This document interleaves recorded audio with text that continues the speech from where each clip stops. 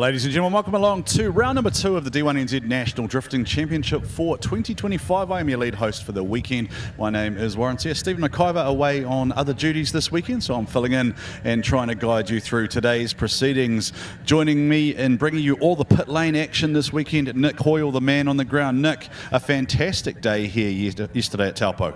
Yeah, very good morning to everyone here. Yeah, absolutely, we had a blast here at Taupo yesterday morning and throughout the whole day. Some fantastic driving, and I'm really looking forward to bringing that action to you guys again today.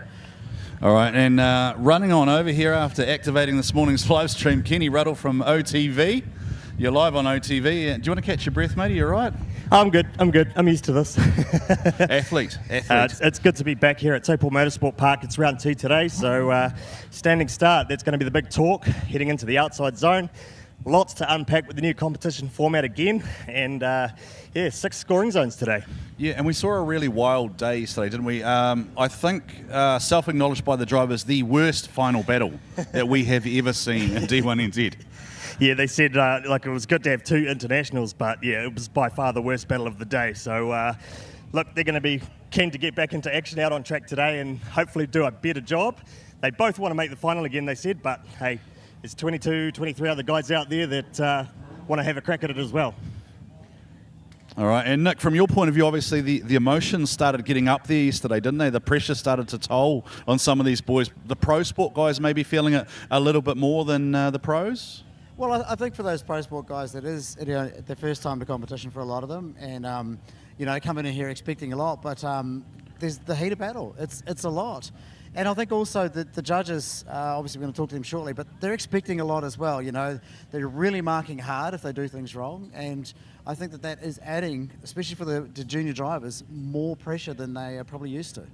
All right, so let's take a look at how that competition format actually plays out today. The 2025 D1NZ Championship brings together new elements and a new lineup of changes for the competition format. Each driver is scored on line, angle and style by 3 judging officials, with each judge given 100 points to play with all 3 scores now averaged across the 3 judges. Qualifying runs are now also back-to-back to keep the cars warm and on consistent track conditions. After qualifying, our drivers are then lined up in a seeded battle tree, ready for door-to-door competition. Drivers need to set or better their qualifying performance in the lead while maintaining the scoring criteria for each event. The chase driver's objective is to match or better the lead car's performance while trying to maintain close proximity. Our tandem elimination system has changed for 2025 with new scoring elements. Each official will now split their points across 3 battle scoring criteria, where drivers need to set both a lead and chase run, now scored out of 100. Each judge will now only score either lead, chase or style, with 100 points available for each official. The highest scoring drivers will then advance into the next round, battling through a top 16, top 8 and a semi-final top 4 before we battle for the final spots on the podium.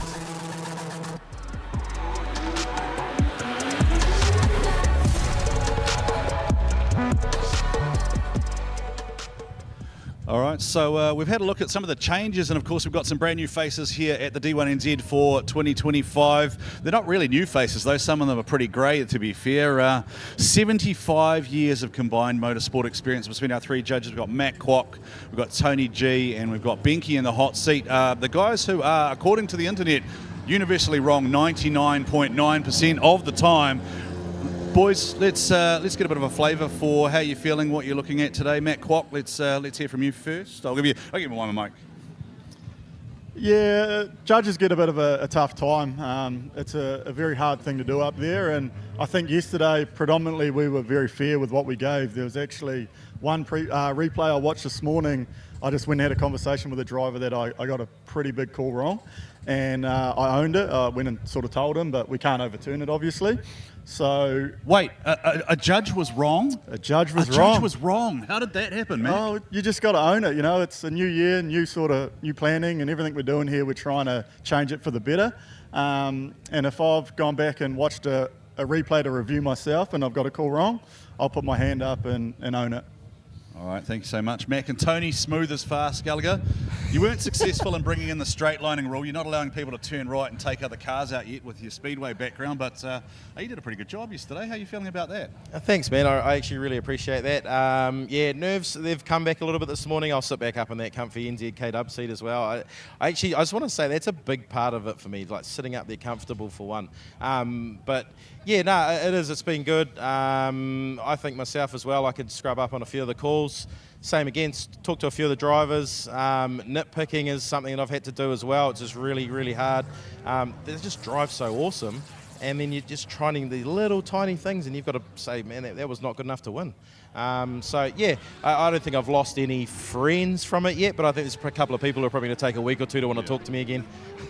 All right, Tony G doing a great job there. And of course, Mr. Brutally Honest, Bungy Bruin. Brutally honest feedback is what you promised. Brutally honest feedback and instruction is what you've been delivering to the drivers as well. Tell us a little bit about what your thoughts are heading in today, having now seen your first round of D1NZ driving. It's absolutely sensational. Like, the quality of driving here is just on another level. For the fact that your pro sport guys are essentially our Australian pro level is fantastic. Watching practice this morning, I'm really excited because everybody's on point from the get-go. And yesterday was mind-blowing, to be honest. It was very stressful in that box. And you must have been pretty excited too. 2 Aussies in the final. How did that happen? Look, it's the numbers, man. The numbers don't lie. The cool part about this judging system is all we're doing is adding those numbers. And when those numbers and then bam, and it's like, wow, that's a winner. And the best part about it, it's super honest, it's super easy, and it's very clear and concise for the driver. So I was super excited. So something we talked about a lot in sort of the commentary build-up yesterday was the fact we've gone lead judging, we've gone chase judging, and then we've gone overall style. That's working really well for you guys? It's insane. Like, I've done a lot of judging in my time, and this enables me to really pin down and focus on just that one thing, yeah? Now, does it mean that we're not looking at the whole run? No, of course we're looking at the whole run, but we're scoring that one aspect of it. So it takes a lot of distraction out of it, and enables you to really zone in and do the right thing. Alrighty, and something else you're a big part of, Drift Japan Tours. I think we're going to take a look maybe at a highlights package now of the Drift Japan Tour. Enjoy. And then we'll talk to you a little bit about that prize pack. Sounds good. And we're on tour.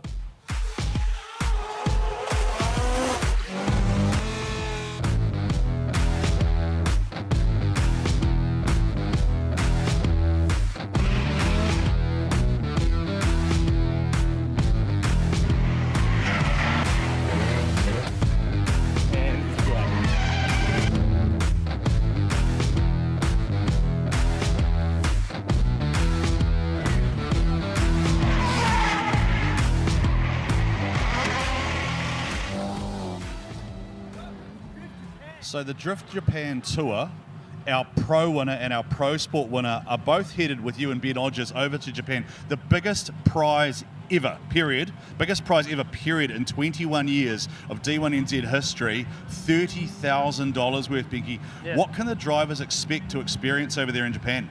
It's the absolute dreams, man. The reason we set up the tour was to be able to give people a real insight into Japan. So you're going to see some of the best tracks. We go to Bihoku, we go to Tokushima, we go to Meihan, yeah?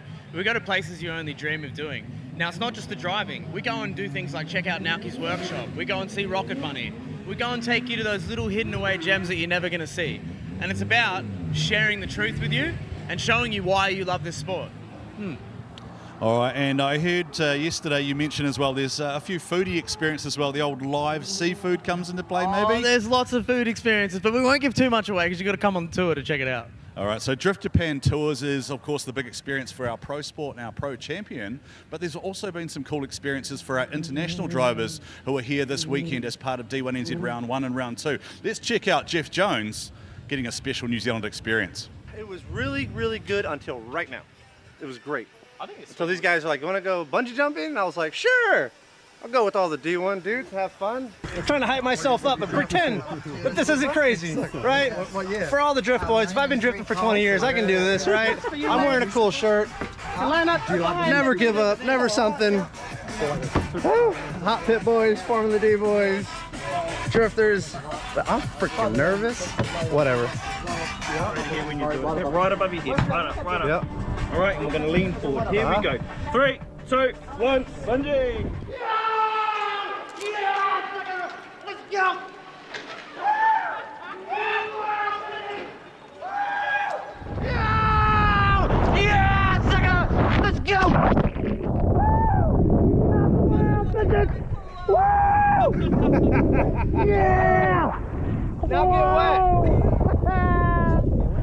What's up? Put my finger. All right. That wasn't as bad as just the hype and fear of standing there. Oh my God. D1 New Zealand, thank you. James, JDM Racing. You guys, you're suckers. Why did you come here? Ah! That is exciting. And I hate you, and I'm so glad that we did this. Because jumping and the weight is so much worse than the actual fall. But oh my God, before you take that first,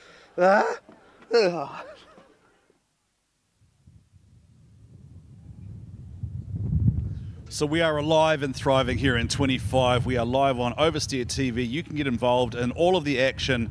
You need to be a subscriber. Sign up. You can play your part in the commentary going online between the Internet Warriors. Let's see who knows their drift stuff.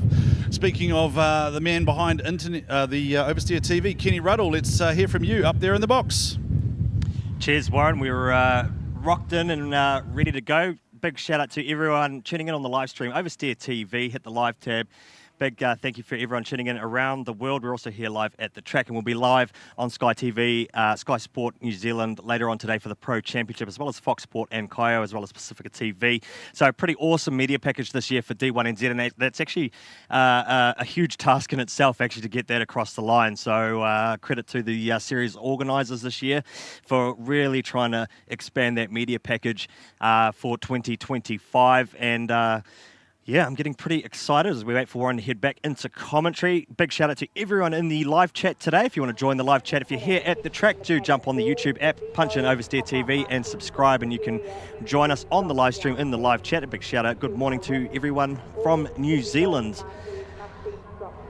So today is the Pro Sport Restricted Class 235 Restricted Class. So they run a 235 radial tyre. They do not have the semi-slick compound rubber that you'll find on the Pro Championship later this afternoon. They're also not allowed to run nitrous oxide.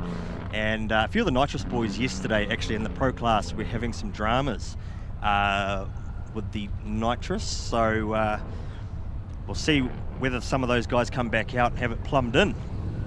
And it looks like we're getting ready to get underway for our first battle. Now today is a brand new track layout. We ran this 3 years ago, but there's actually a whole lot of new scoring zones. So it's essentially it's a whole new layout today. So no one in pit lane has done this, not with the scoring zones that the judges are asking for today. And we're starting off the front straight, which is actually the standard direction here at Taupo Motorsport Park. So the section we saw yesterday is what we call the reverse section, which is actually a traditional layout that we've run here at Taupo for many, many, many years. But today, with the back-to-back rounds, we are starting off the front straight, and it is a standing start. Yesterday, we saw the rolling start through the together zone around the first corner, and then up into the initiation. There can be a few little mind games there that play out, but today we are on a standing start off the front straight there with Launch Master Willie on the lights. Leading out, Cameron Ombleve, based out of Wellington in the C33 L-Dog, the Te Puke Thunder. Stage here in the chase. Outside zone to start. Here's the next one. Another outside zone on the right-hand side of the track. It looks like both cars have had a moment there. Another outside zone there. You'll see the yellow painted boxes are all the outside zones, and that's all we've got today is non-stop outside zones. 6 scoring areas all the way through the track, and we want to see an outer line to finish across here. Now, in previous years, we've seen a late inner clip on the end of the section there, but that is no longer, much like yesterday. We'll dissect the track layout a little bit more for you here. Now you'll see the yellow initiation line as well, which the judges will be keeping an eye on, so the lead car cannot cross over that line. You can sort of touch it with your wheel, but you're not supposed to cross over it. There's the second outside zone, marked by the yellow boxes, and both guys having some trouble here, and I think Cameron Ombleve in the C33 L-Dog has probably zeroed himself out with that corrective straight line early in the run, which may just gift the advantage to the stager as Warren rejoins me in commentary. Zach Green in the chase.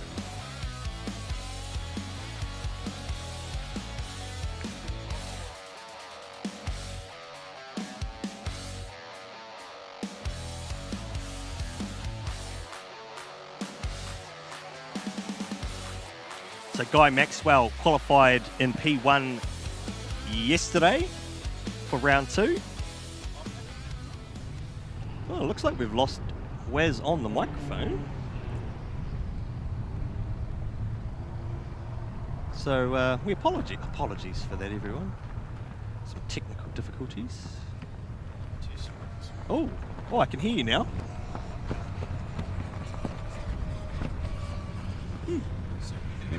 I can hear you.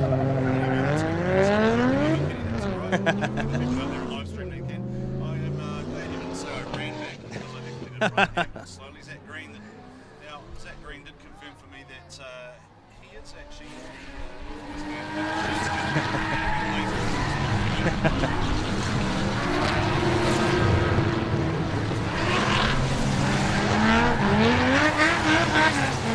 Yeah, flipping the track direction today is just turning everything on its head, basically, because the layout is so much more different. You're coming off a standing start. It's a short run up into the first outer zone on the right-hand side of the track, and then there's just a total of 6 outside zones for the whole course.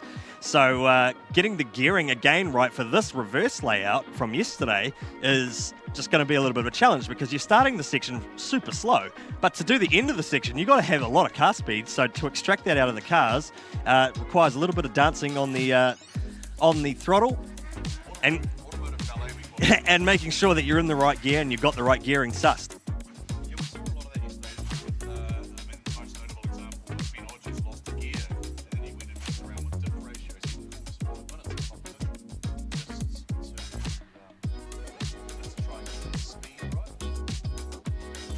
Now, I think your mic's still not working, according to our fans at home, but we'll have to get one of the tech boys onto it.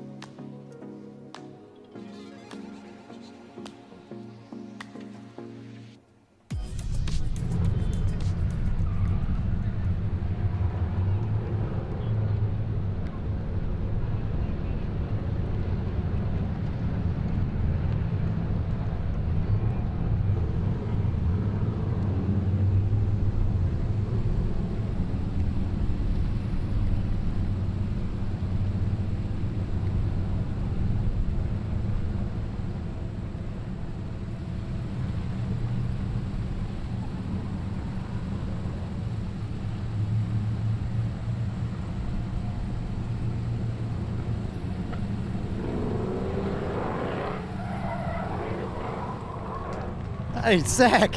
What a start to the day, bro. Yeah, good start. How'd it feel out there? Oh, it's a bit daunting going up against a turbo V8, but yeah, no, it's rolled together. Cool, mate. Look forward to turning around, see you back out there. Cheers, pal. So Zach Green, Te Puke Thunder, taking the victory for the first battle of the top 32 of the Pro Sport class here. It's round 2 of their series as Curtis Lilly. Yeah, it is Curtis Lilly, Kenny, and the Carter's Your Building Partner sponsored S14. Yeah, I can hear me now, so hopefully out there in live stream land you can also hear me. Let us know if you can. Thanks, son. Thanks for holding. We're not running with this. No, we're not running with this. We might for round 1. Maybe for round 2, just for a little bit. I won't hear the end of it. No, because we're both 47 years old. We're all right. Here we go. Zale O'Connor on the start-finish line. We apologise for any technical teething that we missed this morning. It is the one thing that we can't kind of make work until we actually go live.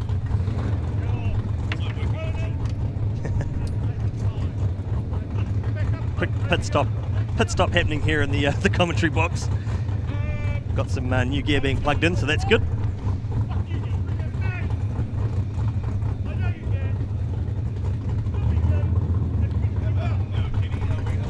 Oh yeah, I can hear you. You can hear me now. In live stream there, hopefully they can. I'm very confused now because there's cords and cables everywhere. I am not a technical. I'm missing the Asian technical dude. I am just not back to the work of any of this.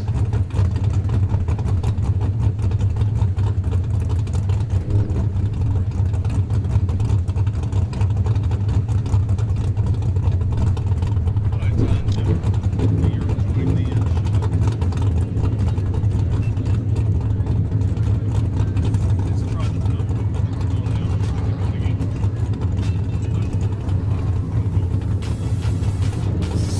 sounds like we've got a 5-minute call already, guys. So we're only just through the first battle, and I'm not quite sure where it is, but maybe Dan and I will go for a little look-see and see if we can find some action for you.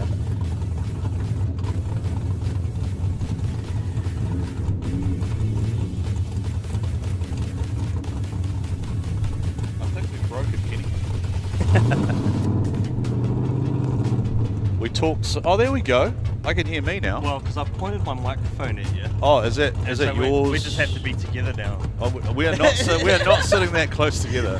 No, I think that's me. I think that is me. Because even if I go far away now, there we go. Okay, I think we're back right. on. Okay, so I'm on a different channel now. We've switched networks. We've gone from 027 to 029 to 022 to 021. I'm pretty lost, but I know that this is Chris Mildove in the Horizon Tyres R32 on track. Do we have a 5-minute call? Is that what I was hearing being relayed there? So Chris Mildove out there. So Isaac Aldridge remains to be seen. Oh, sorry, no. See there, it's a hippie. Oh, maybe this is his warm-up. So are because they haven't had a look at the sections, is that right? They're getting a scrub. Safety scrub? Live streamers out there, Oversteer TV subscribers, let us know if things are now sounding a little bit better to you. Are we on? Are we good? We're good. We're good. Sounds good now? Sounds like it's all right. What about in Australia? Actually, I'm always really curious to know who is watching from the furthest away. Yeah, do those tuning in live. Tell us where you're watching from. What time of the day is it? I learned the Icelandic word for drift last time too from a gentleman who wanted to join us at MSC. He was teaching me Icelandic swear words by the chat box. Of course, it is Saturday here in New Zealand. We're ahead of time for some of the rest of the world. No, it's not. It's Northern Sunday. Hemisphere. Isn't it Sorry, Sunday? Sunday. See, I don't even know what time we're on. We lost a day. Well, it's probably Saturday in the States still. Oh, it would be. Yeah, actually, it would be, wouldn't it? It's 12 hours behind, depending on where you're from. So, Jeff Jones, we know, is from California. Tassie's in the house. France, Utah, Melbourne. Hey, I tell you who we got a message from yesterday. Michael Prosnick. Bring back Pros. The retirement village door. That would be pretty cool to see Pros back in action. Mike and Rob as a team. SCR, now that we've got a little bit of a team going on, that'd be cool to see. All right, here we go. Aidan Daly with the RHP team up against, that is Luke Chapel-Sayer in the 12 AM drift A31 Safiro. Aidan out front with the LS at his right foot. That car is being double stinted again today, I believe, and I was told by Seton Daly that is because Clayton is too scared to drive the Mustang. Oh no. Pulled out. Pulled out, thrown under the bus. I suppose he doesn't want to bend his dad's car, right? No, well, look, I did have a very long chat this morning with Seton about trying to twist his arm to have him compete at Bay Park. A lot of support from other people other than Seton towards that idea. Hey, look, if he could just go and do a few practice sessions and then see if he wants to qualify. Yeah, and then unfortunately have like gout or sore feet or something, and just not be able to drive and just concentrate on his old man things. Yeah, we got a few of those now, Kenny. Now that we're aged citizens, so we are just easing into things here. We hope you are enjoying the live stream coverage that we brought you over the course of the weekend. Thank you to Oversteer TV, alive and thriving in 25. How's that for a Dr. Seuss? Do you like that throw? Maybe we'll make that a t-shirt. So yesterday we did give away $300 for the highest finishing team as well. Thank you to Central Wood Recyclers, Renee and his team. And that money went to Team JDM, who, now that was Team JDM's James and Luke, who are running together effectively as a pair. And then we've got Jeremy combining with Jeff Jones is the other side of that, and then we've elected to put the Aussie boys in Ben Hodges and Brody Mayer together as well, just as a way of throwing a little bit more spice into things. Kenny, you adopted the word spicy yesterday. Spicy, a little bit of sauce. Your favourite words yesterday were a bit spicy, of heat. yeah, spicy and unpack. We unpacked a lot of things yesterday. Well, because many years ago, last time I commentated, people were saying, well, you know, they were saying that I said digest and dissect a lot. So I thought, let's go with unpack. Right. Let's just unpack. I like that. And what we might do, just because the weird thing about the internet is it likes to isolate down little funny things like that. As we see Aidan Daly just with a nice opening account here, but he's put himself in completely the wrong position. Yeah. I don't know. But He was keen in the chase there. He was too aggressive though. Like he has effectively trapped himself. And I mean, that's my opinion, right? And I think the judges will probably look at that and just say, well, look, you kind of caused that yourself by chasing a lead run that wasn't that pretty. Like Luke Chappell-Sayer, again, this is a development series, so you do see some interesting things. Luke is not carrying a lot of speed there, right? And I think maybe Aids is just, So that was a waiver. Oh, maybe that's a waiver. Well, he did. He had a lot more residual car speed through the transition, and then he had to back out of it. Otherwise, it was going to cause himself some contact. Team 12am Drift, the A31 Cefiro out in front, the S14 in the chase. Aidan Daly in the RXP machine, closing the door at the end of the section, trying to regain some composure after his mistake in the chase run in the first half of the section through the NZKW scoring zones. Yeah, so the question here is the speed from Luke Chappell-Sayer notably under the way that he qualified, or what is expected of a qualifying, and has that contributed to Aidan Daly effectively having nowhere to go and finding himself off the track? At the same time, you have to remember that they've been super hard on the chase driver as well to make sure that they're leaving room for themselves. So it's one thing to go out there and chase the lead car, but if the lead car's slower than your car, well, you're going to have to deal with it because that car can only go as fast as it goes. Yeah, we did talk about that a lot yesterday, didn't we? Driving a slow car fast and just the way that refines your driving and learning the subtle arts of drifting.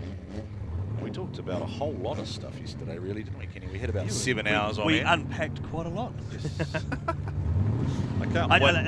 As I mentioned, I mean, yesterday we were one of the few drift series in the world that run 2 competitions in one day.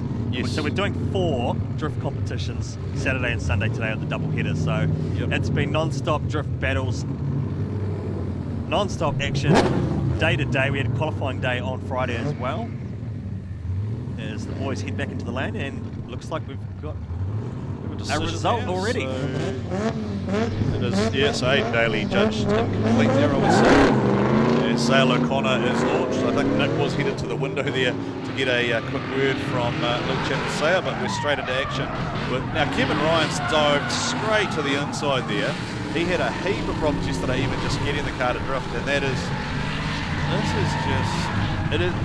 it's development, but it is not the prettiest. No, and you'd have to say the experience says for one thing, pro sport cars, many of them probably will struggle to actually link the reverse layout that we're doing today. I think Kevin Ryan's aborted that run, so I mean, if Zale O'Connor gets even a minimal, so we are running again the slightly newer and more unique format where we've got one judge focusing on lead, we've got one judge focusing solely on chase, and then one judge focusing on the overall aspects of the battle. But I think it's clearly an incomplete from Kevin Ryan. Does Zale O'Connor maintain his drift through the whole section?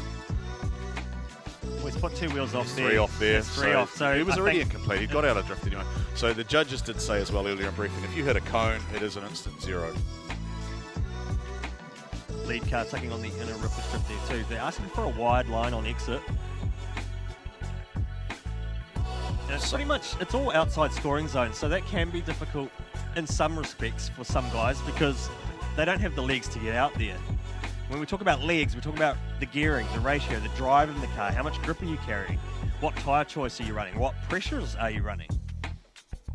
Yeah, a lot of overall aspects go into making a drift car drivable, and it's just one of those things you learn with years and years behind the wheel, Kenny, in terms of setting a car up for a track. And this, I think this is sometimes perhaps why you see other series maybe don't include Pro Sport or the development series in all the track layouts or all the configurations, because there are some circuits that just become too hard for people to try and complete in a manner that is, I I guess, befitting a national level competition. That's not to say that when we'll get to the 16, right? The guys who've been there, done a few more laps. I think you'll see. I mean, we saw driving yesterday. Yeah, that was well, amazing. I mean, it's part and parcel with experience, though, right? If you're going to compete at the national level and you want to use this as a stepping stone to get up into the Pro Championship, you've got to learn how these tracks are laid out. You've got to learn the challenging layouts that the judges throw at them. And that's, you know, some days you're going to have a bad day in the office, but you've got to take away from it. You've got to learn from it and not beat yourself up too much.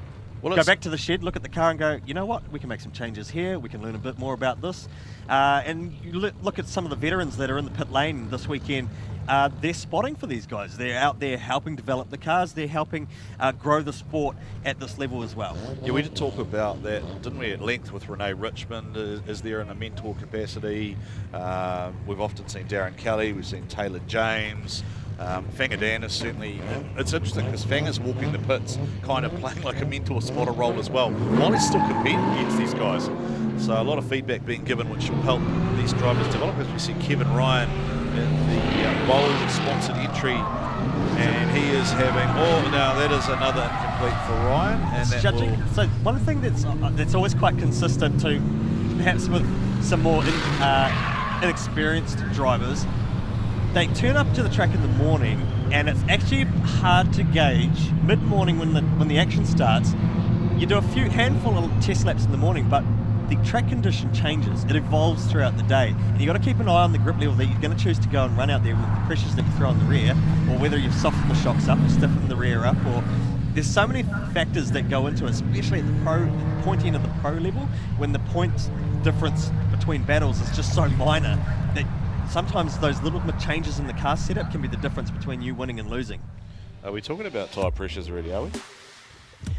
Well, there were some rumours about tyre pressures in pit lane. Of course, there has been a discussion because over the last couple of seasons, we actually removed the minimum tyre pressure rule. It used to be 14.5 psi or 1 bar. And 1 bar of atmospheric pressure in the rear, which was a minimum requirement at operating temperature. So some guys might have gone out with, say, 12 psi in the rears, and after a scrub and a run, they're over the minimum operating temperature. Right. We got rid of that rule initially because we brought in a D-bead rule. That rule has now also been removed because we ran the D-bead rule for a year and we thought, you know what, there's too many D-beads now because everyone wants to chase the lower tyre pressures.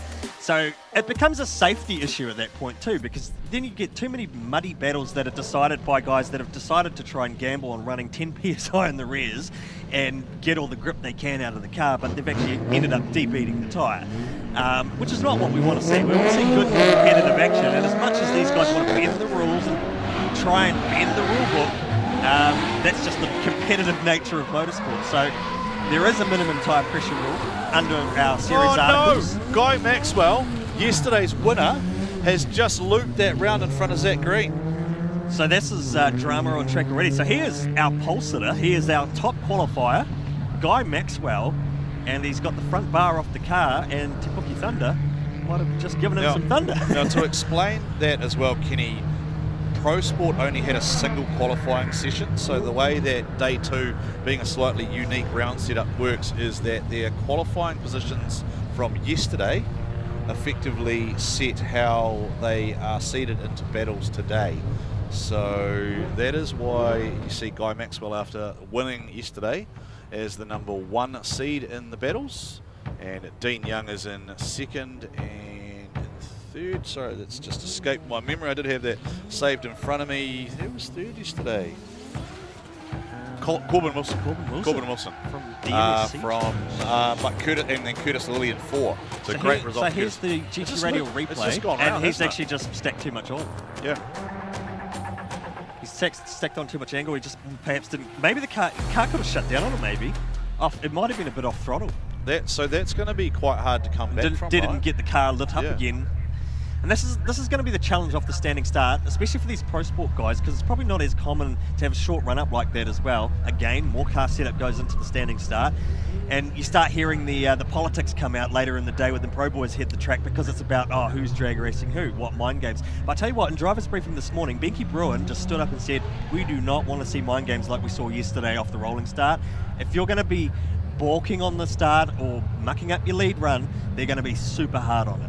Yeah, I did actually kind of mention that as well in terms of it's very obvious on the live stream. You can kind of see who's playing those games. You see someone go, then stop, and go, then stop, and go, then stop, and it's just not something we want to see. There was a bit of chatter around potentially having a chalk line on the track where the drivers needed to be side by side from a proximity point of view just to ensure a fair battle, but look, it wasn't something the drivers wanted to see, but maybe Mount Smart, we might see it. Well, I think with, like this standing start here at Taupo off the front straight, the lead, so you'll see that yellow line just in front of the start chicane in the middle of the track there, and now that is where the lead car needs to stay across from. He can't touch it, he can't cross it. He can sort of touch a wheel with it, but he can't go over it. The chase car, though, has a lot of leeway. He can use whatever he needs to do to get into that pocket and get into that scoring zone and up on that red quarter. Yeah, Te Puke Thunder, I want to see him hang this one together. The big old wagon just swinging side to side, that pendulum effect. How good would it be to see, and I don't mean that's in a nasty way towards Guy, but how good would it be to see the tree just get a full shake? He's going to hit him. Contact. Maxwell, that is 130,000% from Guy Maxwell. That is... Well, we talked about dumb. Guy yesterday was doing yeah. some super aggressive driving. Entertaining to watch. Amazing scores in some of his runs. The problem is in the chase run, you've got to dial that aggression back, and you just got to take a measured approach sometimes, especially when he nearly just had a really good chase run there, and then it threw it all away towards the end of the section. Now, I will just disclaimer that just because we don't know that Guy hasn't had a mechanical, just in case it is something that's untoward that's caused that, but I don't understand that thinking at all from Guy. You come out and you lead the series in points, and then you chuck it away in the 16. Like, it doesn't make sense to me. It's great for the series to open it right up, right? Because Dean Young was already 20 points back, having finished second yesterday, and Corbin and Curtis sitting there as well, being third and fourth. But that hurts your overall season, and all these guys, they want to go to Japan. So the added challenge for these guys this morning, they didn't get the extra 2 qualifying laps that normally get, plus your side laps for that session. So they're actually based off the seeded order from yesterday. The finishing order from yesterday sets the tree for today. So no qualifying session for round 2. So they are a little bit down on the track time they would have had. Now, they've had a few warm-up laps this morning, but you have to say, this time in the morning, it's still 11 o'clock. The track will not have as much heat in it as it will later on today for the pros. Look, neither of us could do what is being asked of these drivers, right? Like, this is beyond most people. This is still a development series, but this is beyond what most normal people would be able to do. But, I mean, there has to be some thinking or strategy there in terms of measuring the speed of the lead car and understanding where you want to position yourself, because you're not doing yourself, your team, your sponsors the best service by just sending it and sending yourself out. Anyway, look, it's onwards and upwards. It's just one of those things that happens. It is a development series because you learn and you develop from your mistakes. I think you've wrapped it up quite nicely. Oh, every now and then I say something smart. Not very often, but anyway.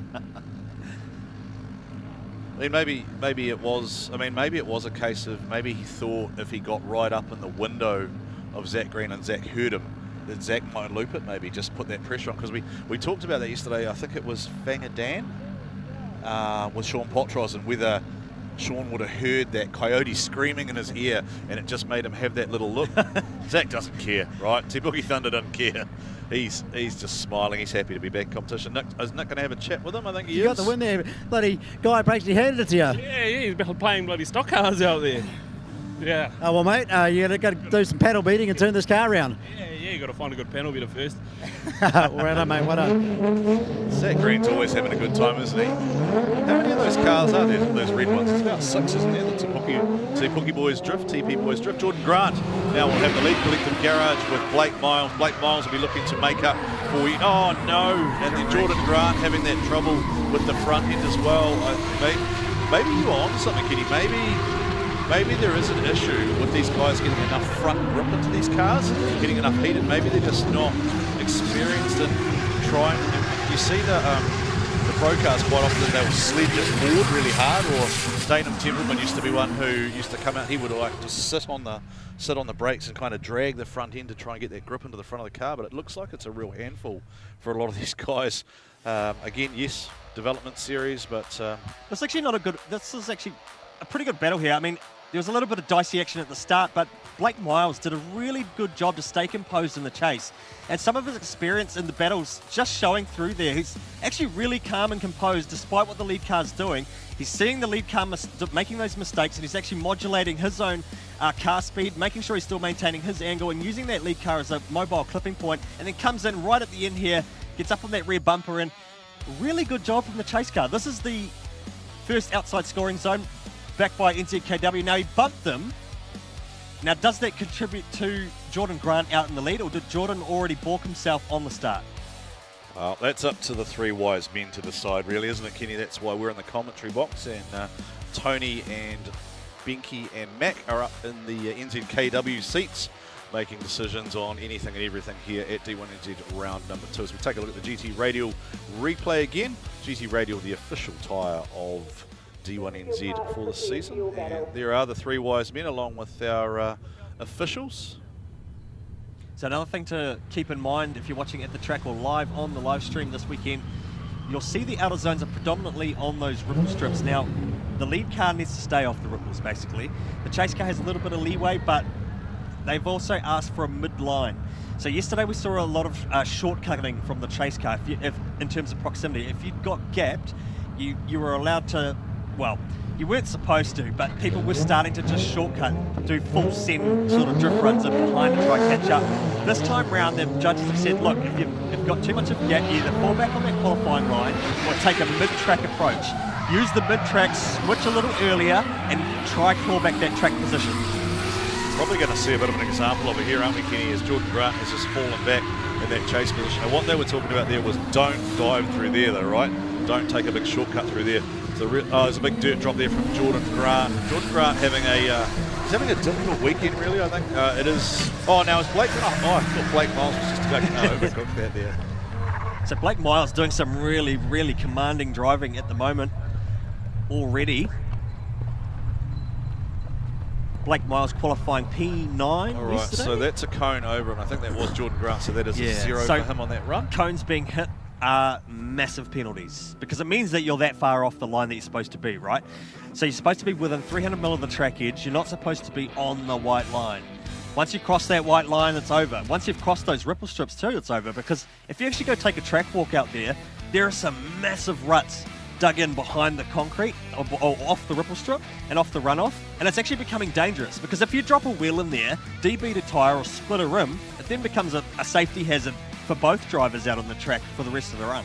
Yeah, it's one of those things too. I think they want to get the drivers into the right mindset for the whole season as well, because if you actually hit a cone, that becomes a concrete wall at Mount Smart or at Bay Park. You're pretty much writing your car off. I mean, there are some drivers, Fangadan for example, who kind of run that rear bar setup that enables the bumper to fold underneath the car and they can run right along it, but you definitely don't want to be smacking into it at speed like you would have seen there from Jordan Grant, just as an example. There's also the added factor too, where you end up doing that sort of NASCAR wall ride stuff where you're using the wall to hold the car around the corner, basically. And it's almost like you're in a video game where you're just feeling the rear end of the car and just driving around the wall, and the wall's holding you on the line, which isn't really the best driving we want to see. We want to see you just touching and grazing the wall, because if you're using the wall to hold you there, well, you're not really doing the driving, the concrete wall is. Now, we are live on Oversteer TV at the moment, of course, alive and thriving in 25. Again, if you're part of the chat, let's keep it positive. We want to focus on all the positive aspects of drifting and building the season of D1NZ, building our new drivers, building our current pro sport competitors. Let's not delve too much into what has been in the past. Let's look onwards and upwards, and we're here, Kenny. We're calling the action. That's what you got. And basically, if you don't like it, well, look, you can always hit mute. Nobody's forcing you to listen to anyone. Hey, Blake, that's wicked, mate. Finally got the win, eh? Yep, first win in competition, so pretty stoked with that. Hopefully we can get the momentum going for the rest of the day. Yeah, mate, it's awesome to see you out there, man, ripping the same look as the Bullenberry, so we hope we have the same success. Yep, those boys have helped me out a lot to get here, so yeah, hopefully we can do them proud as well. All right, mate. See ya. Thank you. Blake Miles is a little bit happier than he was yesterday, Kenny, I think. Just getting that smile back on the dial after being eliminated yesterday in the top 16. Here Here we go with Curtis Lilly, finished 4th yesterday. Curtis is a former professional team rider for the Husqvarna motocross team, so definitely a man who knows how to put on a helmet and try and avoid that red mist and just stay in the flow. I had a chat with him yesterday about what was going on in his battles. He said, yeah, look, I just wanted to send it a little bit hard, and that was unfortunately his undoing, but he looks like he's picked up where he left off yesterday. That was a nice run there from Curtis Lilly up front. Zale O'Connor doing nothing wrong. I just don't think he had the car speed to go with Curtis Lilly, who is definitely feeling good here at Taupo Kenny for rounds 1 and 2. Comments in the discussion in the live stream about where Keske is this year. So he's actually the reigning series champion for the 235 class, taking a year off to have a think about things, develop the car perhaps, decide whether he actually wants to do pro or whether or not he wants to run the 235s again. Yeah. I think you have to be encouraged once you place in the top 4 to move up into pro, make that step up. But at the same time, it's a big difference in car to, you look at Keske's car to where he wanted to be if he was going to be in the Pro Championship. You're going to need more power, bigger tyre, stickier tyre. So the way I would equate it, right, in a very New Zealand kind of mindset, I would look at it as being like F2 midgets versus an A-grade midget, or stock cars versus super stocks. Yes, there is kind of that I guess, we'd like you to move up. But there's actually nothing wrong, I don't think, with a guy who builds a car which fits more to the pro spec rules, staying down and helping being part of that development going forward. I mean, the jump, as Keske himself says, would be huge. The little SR in the 86 probably doesn't punch well against a 900 horsepower Coyote or a 1200 horsepower one of the best LSX. things. One of the best things I think in competition too is learning the lines, and the best way to do that is actually go follow a more experienced driver, and you learn so much more faster by following those more experienced guys, and it just gives you more confidence because you start learning in real time exactly what the judges are looking for, and you start pushing your own car and your own driving skill, your own ability, and you start realizing, I am actually capable of doing these things that the judges are asking for. So yeah, I personally would love to just, if someone wants to stay in that class and keep defending their title, go for it. Yeah, there was, to be fair, there was debate a few years back because, and I know that this is not allowed in other series, we did have a pro car that was fitting 235s to their car and competing, effectively doing double duty, and there are specific rules that prevent you entering 2 cars in the same series or the same track as it doubles your driving time. So that is not allowed under the rules, so it is one or the other, and that's kind of, I think, where a lot of the debate, a lot of thinking comes from. Is Zale O'Connor having a lot of... Now, Curtis Lilly... Oh, no, Curtis Lilly has probably had a little bit too much of the red mist there, and he's done exactly what Aidan Daly did earlier and trapped himself in behind Zale O'Connor. But Zale O'Connor wasn't really carrying any angle or drift, though, so I don't know if the judges will be as harsh on Curtis. Other than fire off like Aidan did. Other than Blake Miles, I haven't seen anyone actually really hitting the judges' line accurately yet. So I just wonder, in this lead car here, this lead car position here, is the straight line just going to put...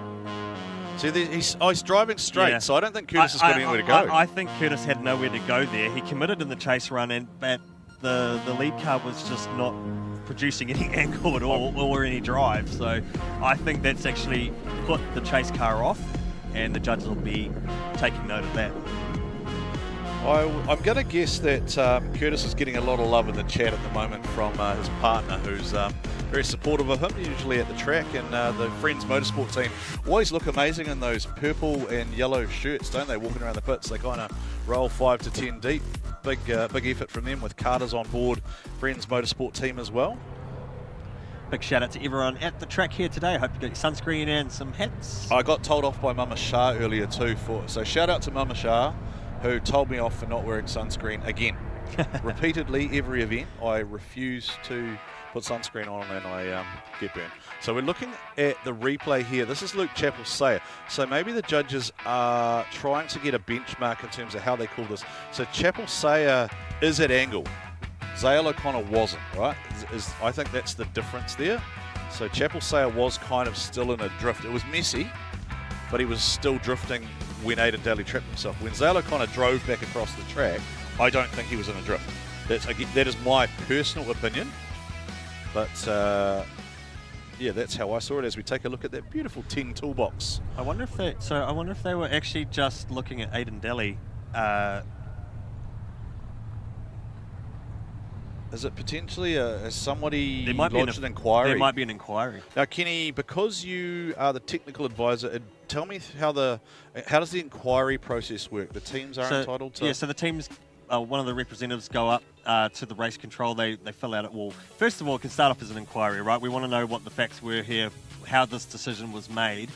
They get the review, the judges review it, and if that team is unhappy with the decision, or they've got some evidence that they can bring to the table. A bit of a battle. Wasn't clean on my behalf on the chase, but again, just a massive shout out to the crew and a big shout out to Boomer MBT Motorsports. Car's been fast all weekend. And yesterday I forgot to thank my lovely wife who's watching at home. You got to thank the wife, yeah, bro, so thanks to her for everything. We'll see you back out in the next bracket anyways, mate. Well done. Let's get it. So Curtis Lilly grabbing the victory there, Nick live in the lane. As I was alluding to earlier, the teams will then do the official inquiry. If they're happy with the review and they're happy with the result, okay, they've got clarification, sweet. If not, it then moves into a protest phase. There's a form they've got to fill out, and then they've got to produce some evidence. So the spotter has to bring some evidence up, and the evidence has to be from the live broadcasting cameras. Did the judges miss something? Yeah. And that's basically it. They can't deviate very far from the judges of fact in terms of the actual facts that they score on, but unless they've missed something. If they've missed something that the judges didn't see, fair enough. And they have a separate replay system to what we do too, right? So they have their own closed loop system that we can't see. Oh, right, here we go. Matt Kwok, what's going on up there in the box, my friend? Yeah, it's getting a little bit spicy early on, to be honest. We've, what are we, 7 battles in and had an inquiry already. So the boys are just dealing with that now, and then we'll box on into it. All right, and how are we feeling about the quality of runs? It seems like it's been quite tough maybe for a lot of the drivers really just to get into the flow of things this morning. I'm struggling to hear you, but there was it. But I think what I took out of that was, yeah, it's been a little bit scrappy to be fair. But bear in mind this layout is very, very technical. So we were expecting it to be a little bit scrappy. There's kind of no real way to get through this track this way without it being very technical. So the boys are kind of in the deep end a bit, but we've got a very quality pro and pro sport field, so they should be able to sort it out. All right, thank you, Matt, for giving us that insight. We know it is hard for you to hear us up there, so we'll try not to ask too many questions and too many big words. We're getting a couple of questions, Kenny, there just around the drones, so probably good from your point of view to explain what happens there from a broadcast perspective. There are some rules around the drone. Yeah, so we are actually right next to an aerodrome, which means there's a restricted flight path, so the drone cannot do the whole track. So he's very limited to where he can and can't fly. So that's the short answer for that one. Okay. And we do also tend to keep it a little bit for the pro battles in the afternoon because those tend to be somewhat more defined by minor points. As we take a look at Dan Edwards for the core civil construction team out front with Ryan Parry in the chase position in the S14.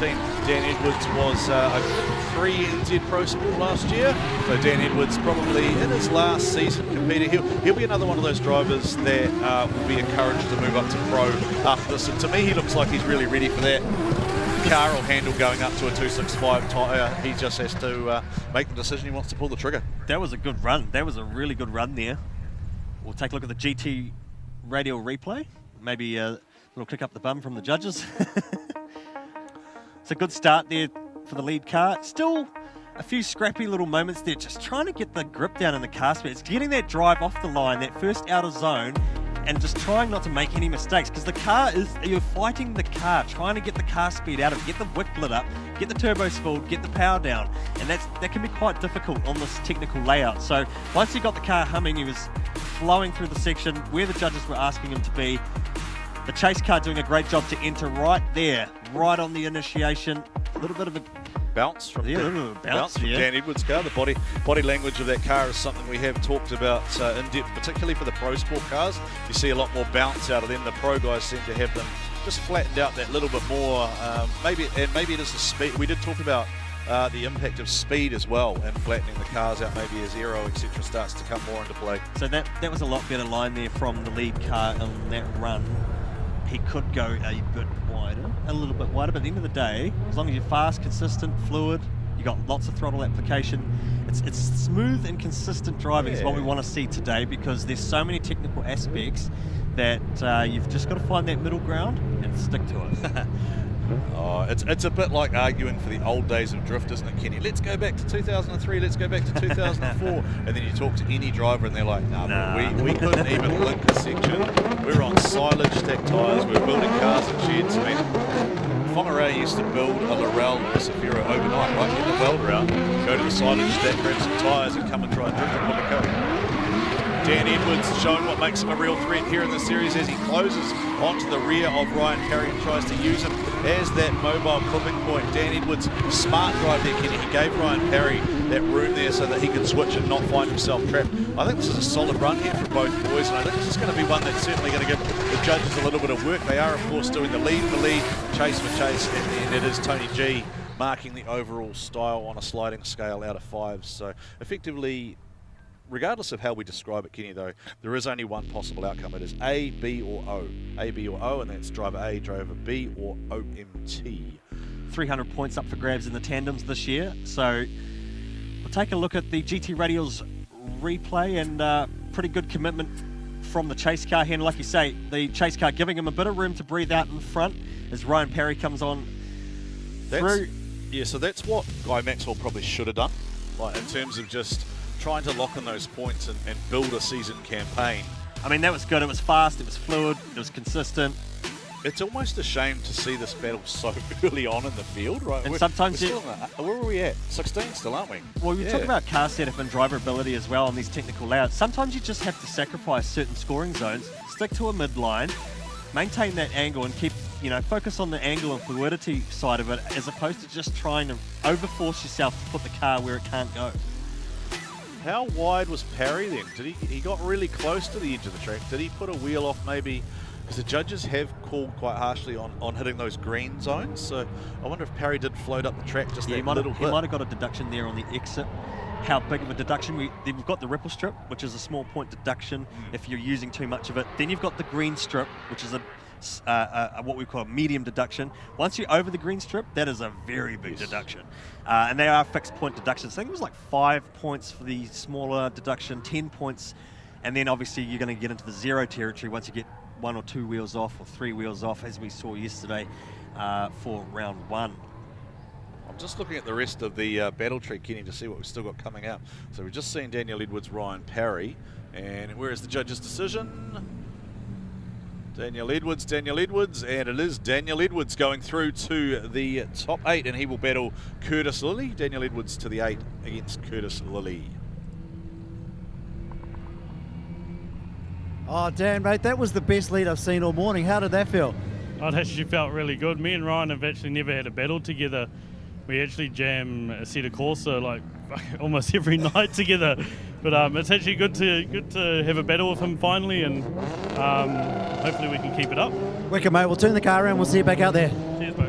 All right, Daniel Edwards was the first duck find for the day, Kenny. His phone auto-corrected for a duck. Dean Young, the man to watch potentially now with second place so far in the championship, and Guy Maxwell out. Dean Young was just super consistent yesterday. Chris Mildup doing what he can in the chase position, but he's chucked it off, and that is an incomplete there for Mildup as he spears back across the track, and Dean Young just gets into his work nice and early, Kenny. He looks like he's got a good setup going for today, and he looks confident.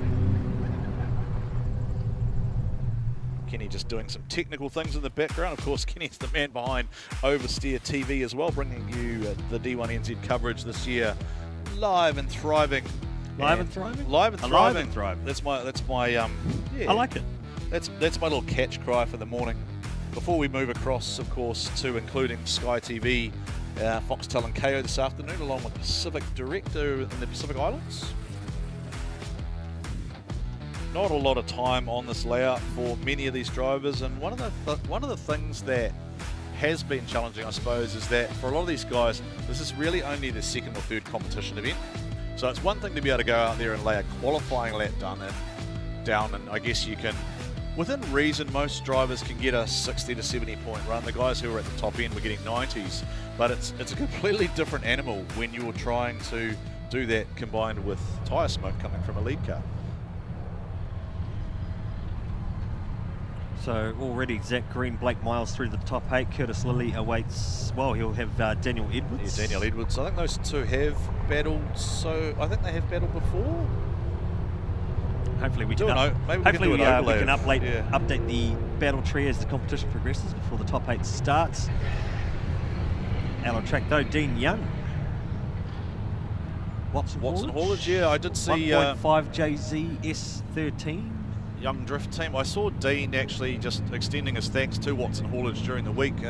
Didn't have sponsorship locked in, and this is an ideal time, I suppose, to mention if you see something you like and you want to get involved with a team, all of these guys really open to additional sponsorship, additional support. If you see something you like, jump on the team's social media pages, reach out to them and say, how can I help you chase your drift dreams? Because that is how most sponsorships start. There's just that initial approach made, and I think back, Kenny, too, when you were kind of an emerging content creator and your work you did with Fangadan, right, back in the day, and reaching out to Fang and saying, how can I help you? I can offer this.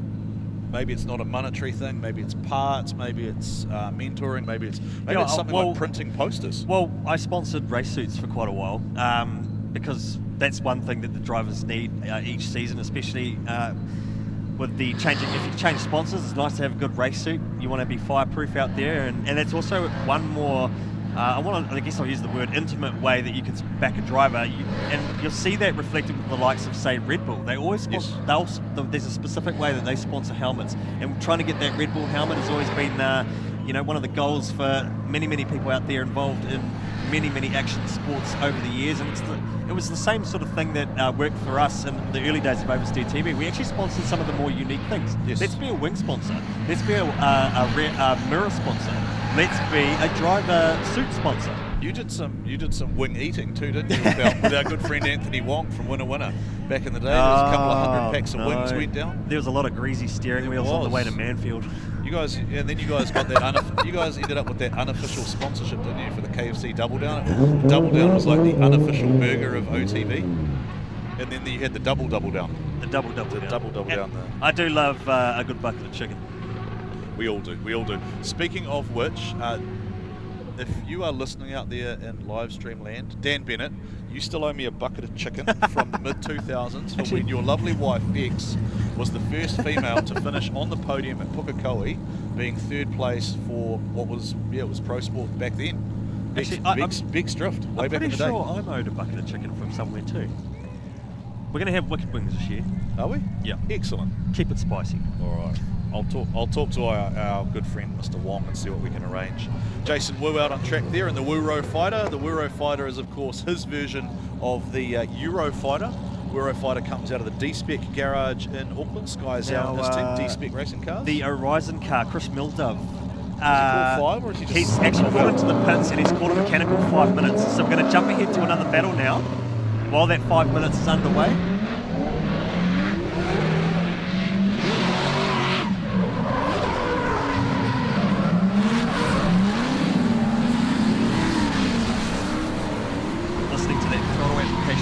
Start the first 2 scoring zones. That's going to be crucial to set you up for the rest of the run.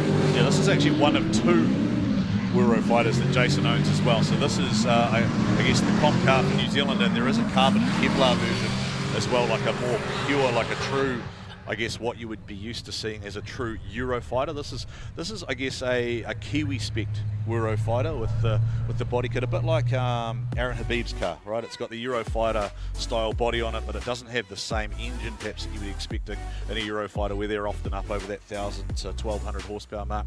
Jason, I think, is about the 650, 700 mark. He's still got a LS3, I think, underneath the bonnet, maybe with a supercharger on it, but it's probably not that full-blown animal, but it's still more than enough for the 235 development series here in New Zealand. Chase did a great job there out of the start gate. Yeah, Matt Brown can drive. Like, Matt Brown is a solid driver, right? We've seen him plenty of times. He's done plenty of rounds. As he self-admitted yesterday, he's damaged plenty of cars. I think he's written off 2 in D1. He wasn't sure whether it was him or Russell Vere who rode off the last one. I think it was Russell. Both of them really getting to the zones. In fact, even Matt Brown probably getting the last outer zone better than Jason Wu. So, hello to someone in Finland. Appreciate the European audience tuning in. What is the Finnish word for drift? Do we know the Finnish word for drift? Let's find out. Yeah, we'll find out. Of course, there's the Nordic folk have been producing some pretty good drivers in motorsport for many, many years, especially in rally. Yes, because that's just It's how actually you drive, it's right? actually something that I think in Finland you learn when you get your license. You have to learn how to drive in a lot of different conditions: the ice, the gravel, driving at night, driving in the rain. Here in New Zealand, I feel like that's something that's sort of missing. There's the actual practical part of driving is sort of missing in the New Zealand license system. So it's all good and well that you're 16 years old learning how to drive. I feel like it might be cool to actually maybe pull some. Whoa! Oh, wow! Massive Massive dramas. dramas. That has all gone wrong for Matt Brown, and then Jason Wu with nowhere to go. So the car's there's exploded body kits everywhere. There's fiberglass all over the track. So that'll be a clean-up for Purahi and his Smart Steel Sheds team. By the way, Purahi, more than happy to talk to you if you do want a steel outbuilding or anything like that put up at your property. Smart Steel sponsoring recovery for the entire D1NZ season. So there is Purahi in the Smart Steel recovery unit, recovery number 1. We called them the Oompa Loompa Army yesterday, Kenny. Now, of course, when they have contact like that, they are supposed to stay where they are before they're told where to drive off. But Jason's obviously sometimes decided, you get a bit of the red mist and you go, man, I've screwed up, getting out of here. But the idea behind that is just to make sure you're not dropping fluids all over the track. or dragging bits of fiberglass that we have to clean up. So went one way then the other way, and it just never came back. I think this is the kind of shimmy entry that we did. It's near on a Bungy that the judges didn't want to see, and then he left it late. So you got to get the rhythm right off the start line with his standing starts. You'll see it here again, opposite lock, but did it ever unlock at all? Or did it just stay locked the whole way? It's crossed. Yeah, I mean his rear wheels were locked too, so the front end of it was crossed up. Oh yeah, so it did release. Oh, it did release eventually, but is the car shut down and stalled? Yeah, that's what I'm just wondering, because it's weird. It's hard to tell whether did both wheels unlock or did one stay locked, because of the way it flicked back around. Yeah. I wonder if one wheel stayed locked. Maybe there's some sort of mechanical failure in the back. Yeah, it's just a bit strange because you're not supposed to use the handbrake on entry anyway. So maybe I feel like he left it late and then had to use the handbrake to try correct himself. But the front end of it was really crossed up as well. So nowhere to go for Jason Wu. So both cars bruised. Kenny, technical advisor. What are the rules now that apply to Jason Wu, given that contact was not his fault? What is he entitled to here? 10 minutes. 10 minutes? Yeah, 10 minutes for not at fault, or the start of the next battle phase. But because he is where he is in the tree, he has some extra time up his sleeve. Yeah. Hey, look, just while we're at it, look, we're live on Oversteer TV. We love the fact you guys are tuned in. We love the fact that you're supporting drift culture. But again, we want to just relay that message. And this was a request of the drivers this morning. They really wanted to see all of the chat, all the comments, because they can see it. They're tuned in. They want to see things remaining positive. They want to see the sport growing. They're all on a high from yesterday. So if you're in the chat box, look, everyone's entitled to opinions, etc. But yeah, let's just keep it positive and just keep discussion going rather than just throwing stuff out there and seeing what sticks to a wall. Droopy Drift has got the right idea. He's got the fry bread and the brisket. He's got a few cold ones, and he's got the live stream going. If someone could bring us some brisket, actually, that would be fantastic. I tell you what, brisket and low and slow in fry bread with a bit of garlic butter. That's my favourite. I've never tried that. I've never tried the fry. Oh, the fry bread is you always... You've got to try the low and slow in fry bread. It's just like, it's meant to be. Chris Mildub has come back from his mechanical, and let's see what Dean Young does here, because Dean Young will know that he has a big advantage here. His spotter will have told him that Chris Mildub went off the track here, so I think Dean Young, he'll probably just, he's just got to try and play it smart. No, Dean Young. He just struggled there. He had the flow going, but he's... It's exactly what you're saying, though. You kind of just got to keep it clean. Because the lead car's made all the mistakes, but... Now, actually, Kenny, something I would love to hear confirmed by our judges or by the clerk of course. I did hear some talk yesterday about the potential for a decision to be that if a car had gone completely off track in the chase position, the lead car no longer has to complete its run. Do you know if that rule was passed? There was some chat around it yesterday in relation to the final and the kind of first or worst thing. Do you? No, the lead car still has to finish the run. So it does have to finish its run I'm pretty under drift? Sure, that would be a big rule change if they changed it. Right, so it would be quite a major? Yeah, that would be a major rule change. Okay, all right, just something I'm just... I mean, off the top of my head, that rule's always been in play for a very long time. Now you got me thinking about brisket. I find fried bread way too. We're just dropping hints. We're just dropping hints so that when we turn up to the track next time, we've got a rider ready for us, and yeah, we've got all our favourites. Well, I'll tell you what, we can sort it out from Mount Smart. I might even cook it myself. We'll have the barbecue just out the door. Just by the commentary box door there. Did we get a decision there? Has Jason Wu just driven off to go and repair his car, or is it locked in? And there we go. Jason Wu takes the win. So we've got a decision. Jason Wu takes the victory there and moves through to the next round. So hard luck there for Matt Brown, ending with fiberglass and carnage. But Jason Wu getting that victory, and he'll be able to patch that car up and get back out there for the top 8. Next on the line, Corbin Wilson, your MSC Drift Challenge winner, another 235 class held at many Drift Park, south of Auckland. He's a young gun, done plenty of speedway drifting, driving, but here he is, the D1NZ with the 12 AM drift. A31 Safiro trying to hunt down that 370Z fronted 350Z backed by ProWear. The young gun Corbin Wilson just opening up a gap here, filling that outer zone, switching on through to the next. Taking that mid to wider line approach to the exit that the judges were looking for, and what a run there from Corbin Wilson, and he will be one of those guys to keep an eye on in the 235 series this year, because he might just well be the guy that could be fighting for the podium later in the year for the championship. It's awesome to see the great young talent coming through the ranks. Team 12 AM Drift, Luke Chapel-Sayer in the A31 Safiro. Sorry, Kenny just had to step outside there to address a technical matter. I see we've got the Drift Fox out on track here on the GT Radial replay. Luke Chapel-Sayer looks like he's given a fair bit of room there to the Fox. Fantastic Mr. Fox running away out the front there.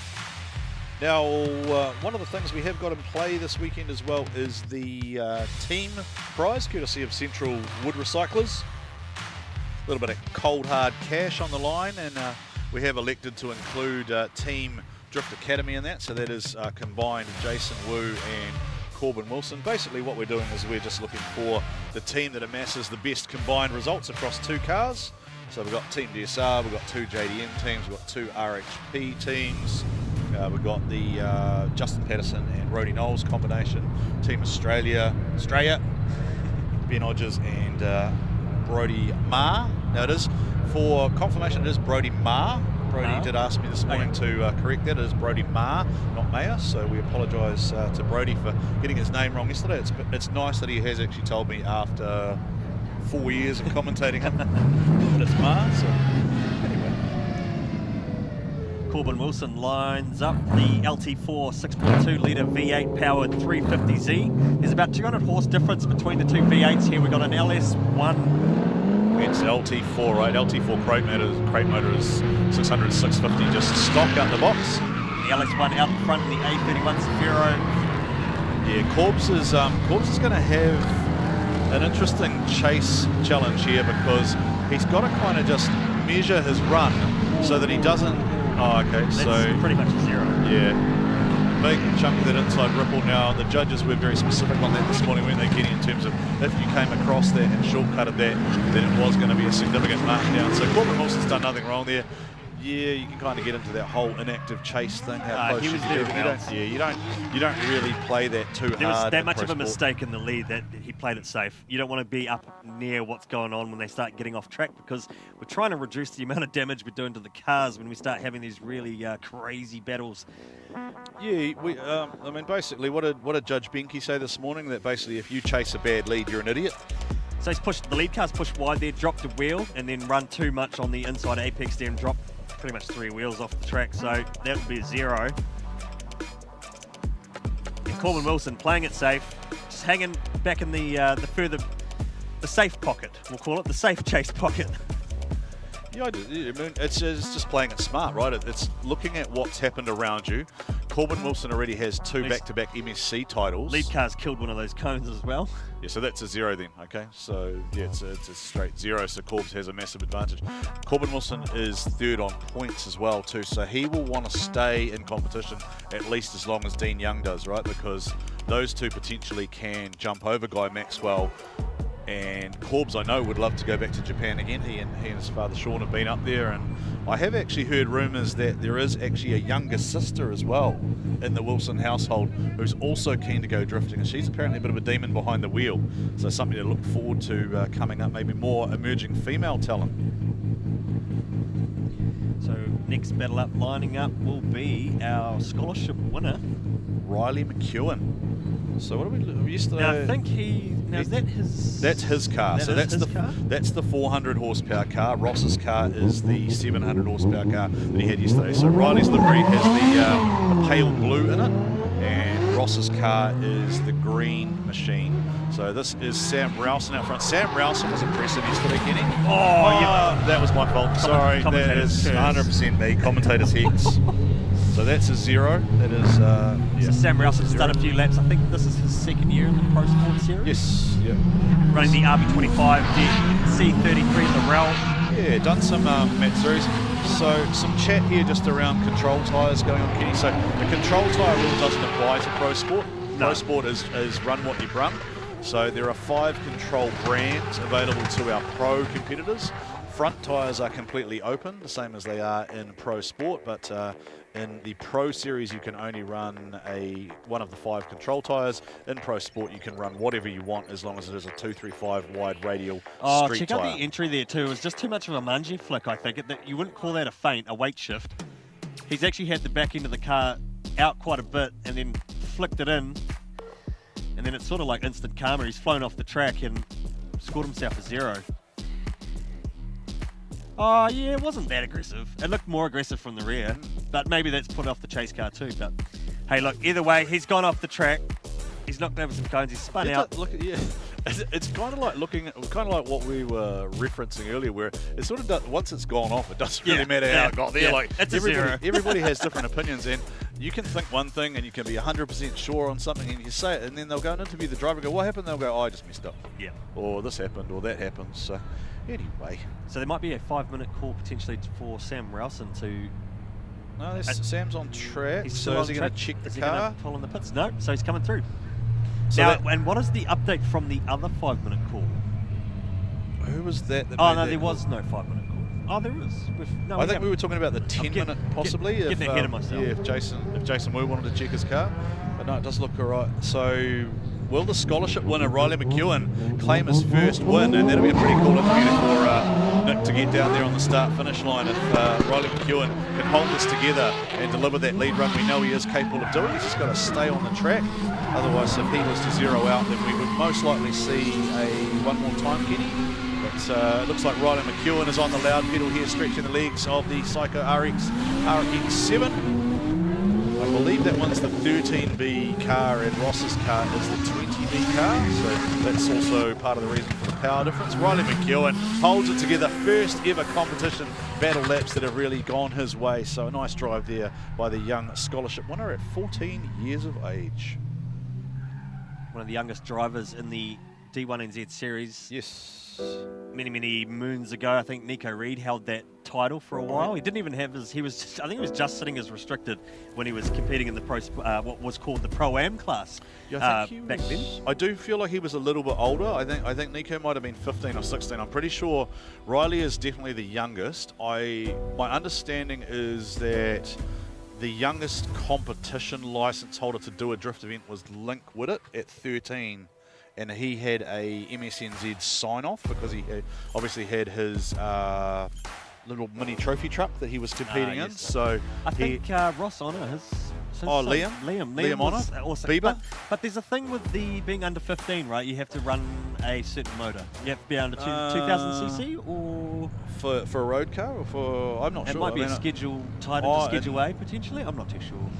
Well, I thought there was a restriction. But which is kind of weird because you got, like for example, in Riley's case, you've got a 13B, but that's always it can equated to a produce 2 litre. 400. It can produce 400 horsepower. Yeah, but I think that isn't the correction ratio is effectively a 2 litre for a 13B, I think, and then a 20. Yeah, I think that's how it works. So basically, you look at it. Yeah, I think a 13B is a 2 litre, and then a 20B is effectively a 2.5, 2.6, and then I don't even know what a 26 is because a 26 is just its own kettle of fish. 4 rotaries bolted together. Yeah. It is Riley McEwen gets his first win. Oh, I thought we were going to hear from him then. It would have been good to hear the young man speak. Blake Miles was he was looking pretty controlled in his first battle. Obviously digested some feedback from yesterday after being knocked out on the 16 and wants to come back now and really make them. Oh, Zach has shortcut across the inside of the track. The judges didn't want them doing that. I think that's going to result in a deduction for him. Blake Miles delivering a nice chaseable lead run here, and Zach he's trying to close up that proximity, Kenny, but he's doing it in a way that the judges didn't really want. Yeah, that's right. They were quite crucial about how you approach the chase run today on this technical layout. Blake Miles doing a great job out the front, filling that first outer zone, out to the next. Zach Green tried to get into the pocket up on the red quarter, but he probably transitioned a little bit too early, then, took too much out of that inner apex. So what are the judges, I believe, said go through 2, then transition out of 2 early, right, and then dive down the track. Don't shortcut across because you're effectively shortening that up by sort of 10 to 20 metres to try and gain that proximity, and it will get, as was pointed out, once the speed goes up in the pros, it's going to get quite dangerous if you've got cars diving across like that. Possibly sliding up the inside, we'll see a lot of contact like right there. Especially when you've got the camber and it's sort of like you're going back uphill. And so like it starts to shorten up on you real fast. Yes. Yeah. So good morning to you all. If you have just joined us on the telecast, we are midway through, I think we might be locked into the top 8 now. This is the first of our top 8 battles. Zach Green in the 8 versus Blake Miles. The winner of this goes through to the semi-finals. Curtis Lilly goes next against Daniel Edwards. Then we've got Dean Young, Jason Wu, Corbin Wilson, and Riley McEwen. So that is the future right there, Kenny. Corbin Wilson, Riley McEwen. Combined age of both drivers in that field is younger than you. How's that for a stat? How do you like that one? How do you like that? Now I feel old. Yeah. Zach Green's turn to lead now. I'm sure Zach Green's car was straighter when he arrived. Typically Thunder out front. There's a little bit of a drag on the handbrake, which is allowed after the initiation. You can't enter on handbrake, but a little hand dab to settle the car after entry. A little bit of green there from Tipuki Thunder, just a little bit closer to the inside. Nice from Blake Miles. Not a bad second run. Nice. I like it. I like seeing the battles sorted out on track. It's good when we see lead for lead, chase for chase. GT Radial's replay there. You see that little handbrake dab and then back on throttle for Zach Green out in front, trying to fill that outer zone there, marked by the yellow. Out to the next, which is third. Outside zone 4. Now, they both ran over that ripple, so we'll leave that to the hands of the judges. A little bit off that fourth outer into 5, and then the last scoring zone. Some of these guys are actually sort of missing that scoring zone 6. Outside zone 6, so just to try sort of stay on a mid-track line, get to that outer line on the exit and just have a clean finish. What do you reckon a stage your wagon weighs? 1600 kg maybe? 1700 compared to an S15? I wouldn't say they're that much heavier. I mean, they're a physically big car, aren't they? Though. I mean, the pendulum is wicked on them. They are such a long car. It is the delight. Say a few hundred extra kilos. Yeah, I think it's the delight of pro sport, isn't it? You can kind of turn up and still run those kind of older style competition cars. It almost became that if you wanted to be competitive, right, you had to go and buy an S14 or S15. Really.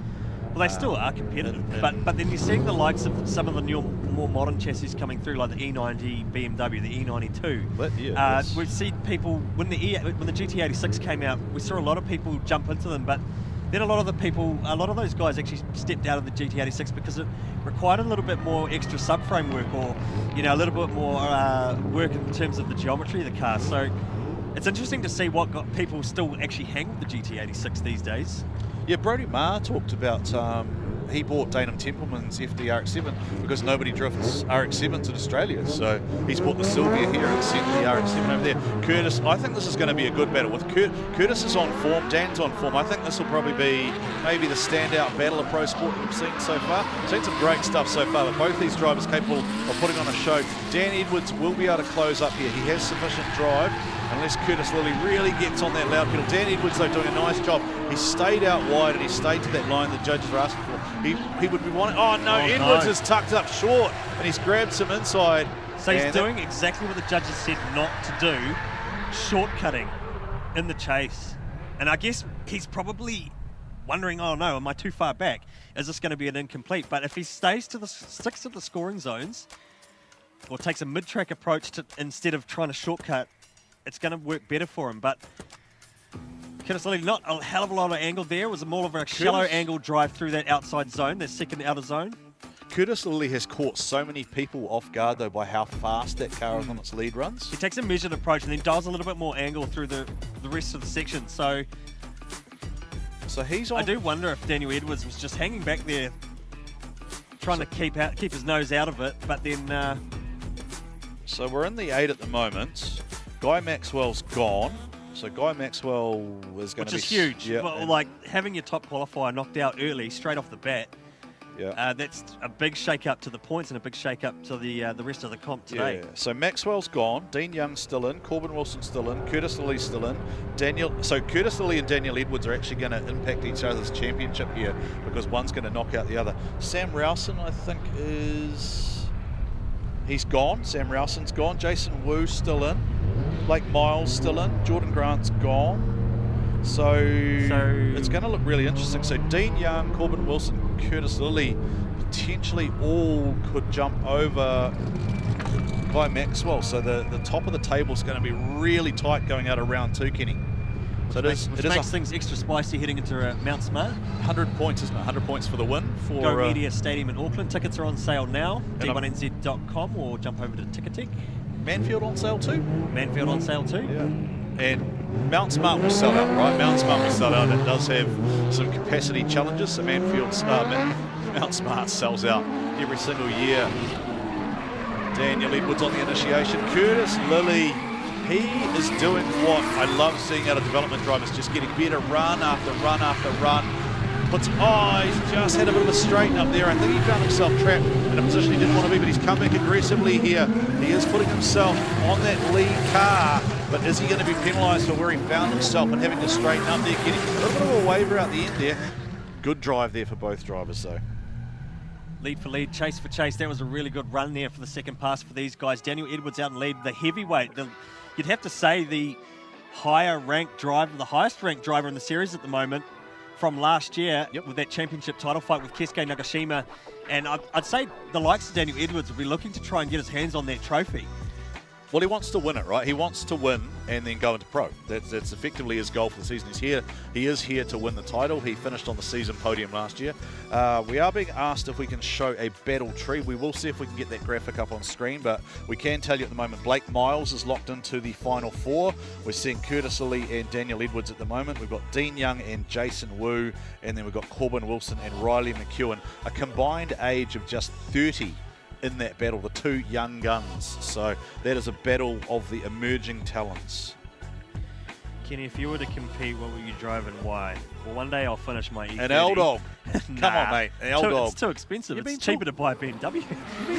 You've been talking about an L-Dog since 2004. The only other rail I would truly compete in, and you'd need a lot of money to do it here in New Zealand, is import one of the original coupe Lorels from Japan from back in the 70s. I would love to drive one of those. And put an L28 in it too, because the L28 motors back in the early speedway days in New Zealand, they were actually quite popular. Yeah. Do you know what I'd drive, Kenny? Nothing, because I don't want to roll any more cars. My race career did not go well. Did Kenny drive the old FC, the old FC D1NZ car? Yes, he did do some exhibition laps in it around Mount Smart. We're calling them exhibition because it was an exhibition of lack of driving talent. Cone eating. Cone eating, yeah. Anyone know what the Pullenbury... So, Pullenbury boys, I can tell you what they're up to as we go to... Oh, that's going from good to good, eh? Oh, mate, to go up and battle against Dan, I got a lot of respect for Dan, and he's a talented driver, so to beat him, man, it's just made my weekend. I'm stoked. Yeah, mate, you're really looking good out there. So, look, turn the thing around. We'll see you back out there for the top 4. Yeah, just a big thanks to the crew. We had a bit of a wheel damage. I accidentally did what the judges said not to do, and they turned it around real quick, so big thanks to the boys. Well, bro. So Curtis Lilly back-to-back top 4s. Does he go one step better? He was 4th overall yesterday. Does he finally get himself onto the podium today? Pullenbury boys, so interestingly enough, Cody and Murray are both in Sean Potros's pit. So Cody and Murray have arrived and they are now in Sean Potros's pit today, with Murray leading the pit crew, and I think Cody is on the cans spotting for Sean Potros. So that's what they're up to at the moment, and we believe... We have heard that they are coming potentially to Mount Smart and possibly Bay Park.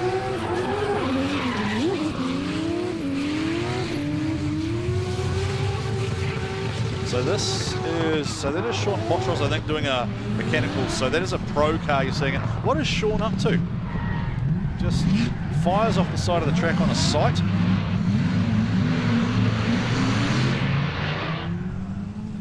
Hello, Kim Thorley.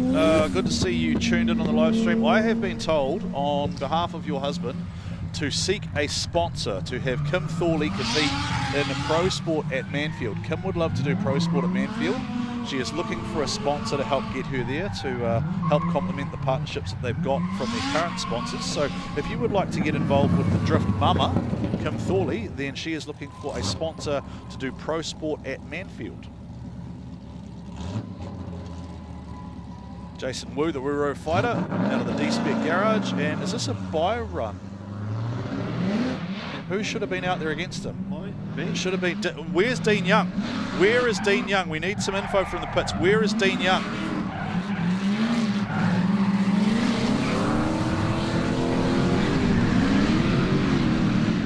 Or is this... Oh, Jason Wu got hit. So it's a safety check. Okay, so that's, I think that's probably what this is. You're allowed a mechanical run, mechanical lap, probably fixing the rear end of the car. I suddenly thought things were going to get real weird if we'd lost Dean Young as well, but yeah, I've just thought back and thought, yeah, there was that contact to the rear. So that was what Sky Zhao and Leo Lee were looking at from Jason Wu's pit crew. You saw them just crouching down there in the pits, just looking at the rear end of Jason's car, I think, just to make sure it was tracking correctly. Mechanical test laps, of course, is just a great opportunity to go thrash the car, right? Because it's sort of like it's a big gift for a driver to get one. And generally, at other rounds, you might not be able to actually get it sideways. You're only allowed to actually just shake the car down. But there is a rule around it, isn't it? You can't drive it to 100% effectively a competition. Well, you're not supposed to get it sideways. Yeah. At some events. That was written into the regs where you actually, but here it's an opportunity to be like, right, you got a lap, go for it. Might as well shake the car down, get an extra lap up your sleeve. There is the Fox, Mr. Wilson, Kim Thorley versus Jody Bell for Pro Sport at Man. I love that. I love that idea. I've been advocating for Battle Queens at MSC for quite a long time, so I would absolutely love that. I love the growth of female drifting in New Zealand. A lot of the girls getting right into it now. There's some amazing talents out there, so we are looking at Battle Queens as something, as a further development series.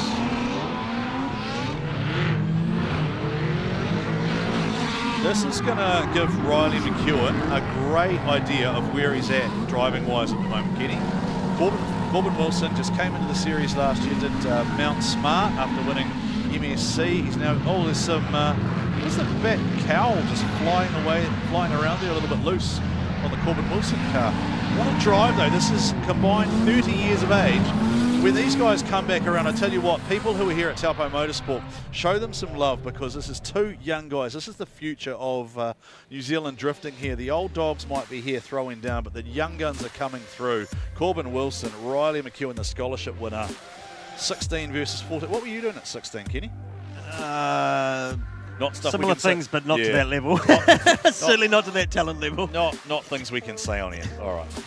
GT Radial replay, I mean, how good is it? You got a 14-year-old and a 16-year-old battling it out there, and they're driving like they are seasoned professionals here in the Pro Sport 235 class. So Corb's putting in a good... So the start outside zone is going to be real interesting. It's almost like you need to sacrifice... Some of these guys just actually need to sacrifice that outer zone. That first outer zone, go for a mid-track entry, leave the door open for the chase car to get on your door, and just try to get the power out to the second outer zone, because it's that technical start off the line is sort of bogging cars, and it's becoming difficult. We're kind of advancing through our time, aren't we, Kenny? We are a little bit behind. And we are a time certain broadcast, a little bit behind schedule. I but wonder I think if once we get to the top 8, which we are, things sort of settle a little bit. But we've had a few little dramas. We've had a few cleanups on aisle 1. Yeah, well, there's a bit of chat about youthful drifters, and of course the global benchmark at the moment is Manoa, right? He is, 13 years old, and a factory Formula Drift drive, and been to DMEC and all sorts of other things, FD Japan. So I think he's kind of the benchmark at the moment in terms of youthful drifters. But our own young kids doing us proud here. What does Riley do? The experience, nonetheless, is going to be fantastic for young Riley. Scholarship winner, four-wheel drive warehouse sponsored. Good entry from Riley. He's going to have to feed it now. He's struggling to get to the second outer. That's what I'm talking about. We need some of these guys might just need to sacrifice that first outer zone. I'm with you here, Kenny. I'm with you. We're deep in the field, though, for any real changes, so I think we'll probably kind of keep seeing the same thing. Here comes Corbin surging up, but just maintaining it under control on that side. Corbin, of course, is a multiple-time mini-stock flag carrier, podium finisher. Of course, the layouts here at the national level are super challenging, especially for these pro sport guys coming through who are learning the ropes of the D1NZ series. But big deduction. You can just see that big deduction there on the second outer zone. Thereabouts in the third, out to the fourth. Well, again, you reference back to lead for lead, chase for chase, and it's very hard to compare Corbin's lead with Riley's lead, just with that big mistake in there. That sort of drive by Corbin Wilson in the chase at the end there, not too bad, not too shabby on the midline approach, not diving too far on the inside. Activero in the chase.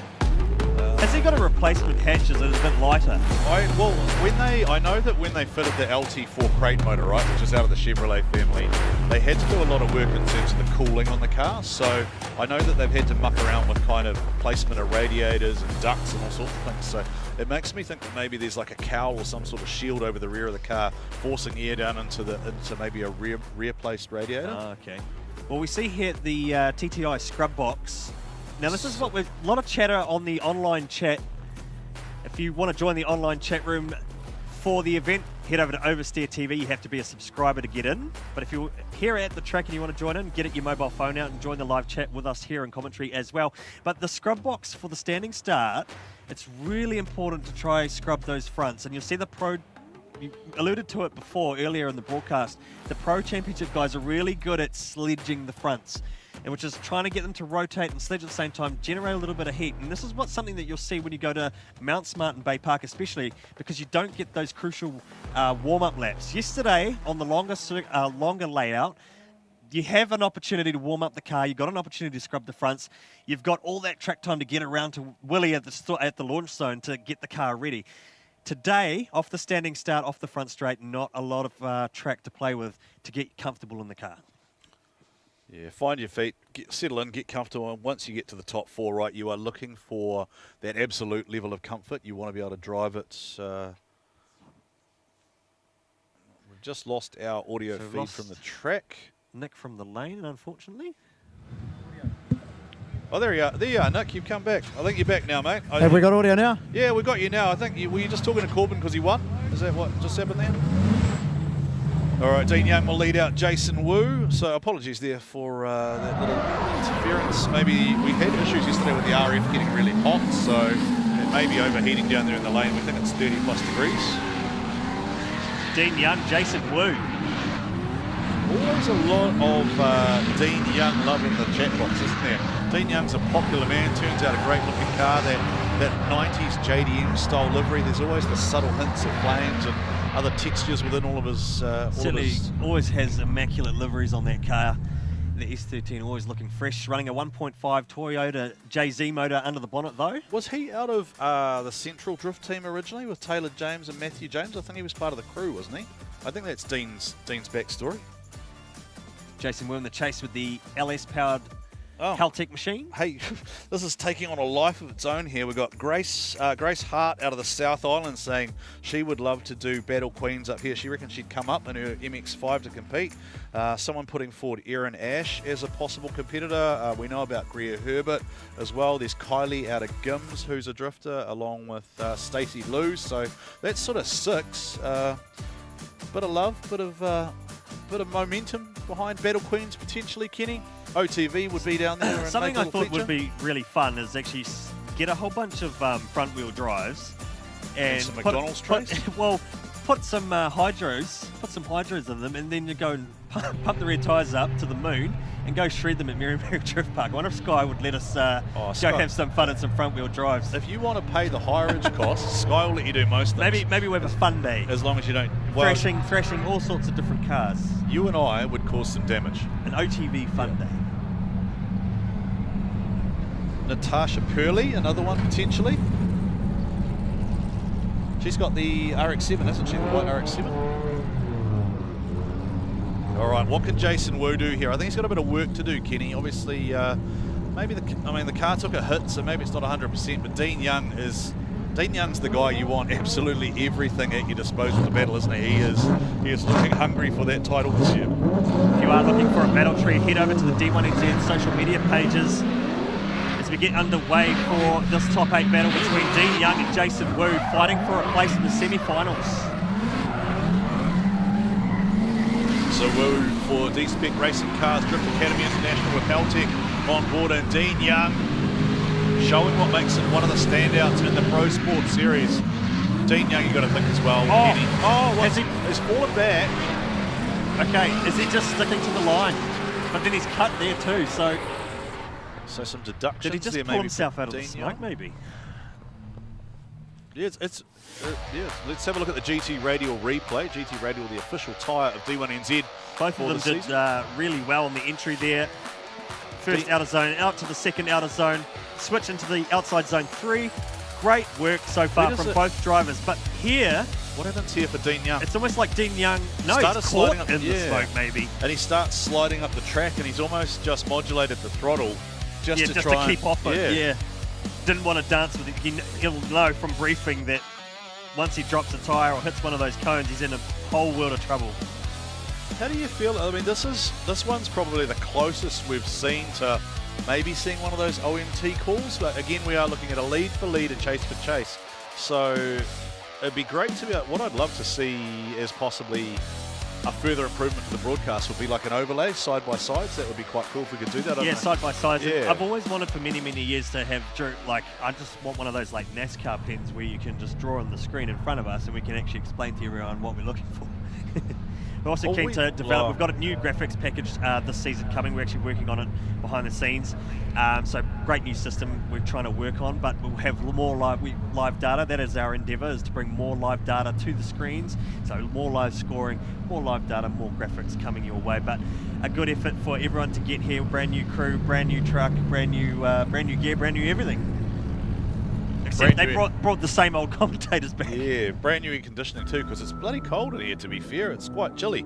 Might put that long sleeve shirt back on this afternoon. I think, Kenny, this t-shirt's a little bit thin as we take a look at the replay. Now, the judges have gone back to looking at Dean Young's lead. So I think we're kind of seeing, Kenny, I think we are seeing the lead for lead, chase for chase kind of replay here. So the revised scoring system for D1NZ this year sees one driver focused on lead, one driver focused on chase, and one driver looking at the overall. And they are scoring out of 100 points. We're going down to Nick in the lane here. Do we have a decision?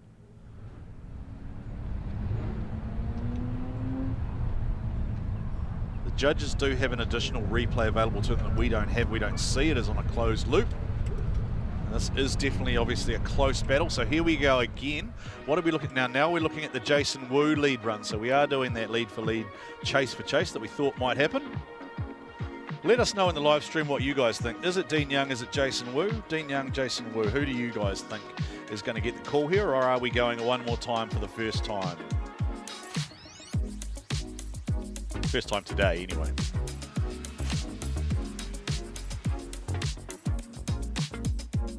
Neve Dillon keen for Battle Queens as well. So that's 7 cars, Kenny.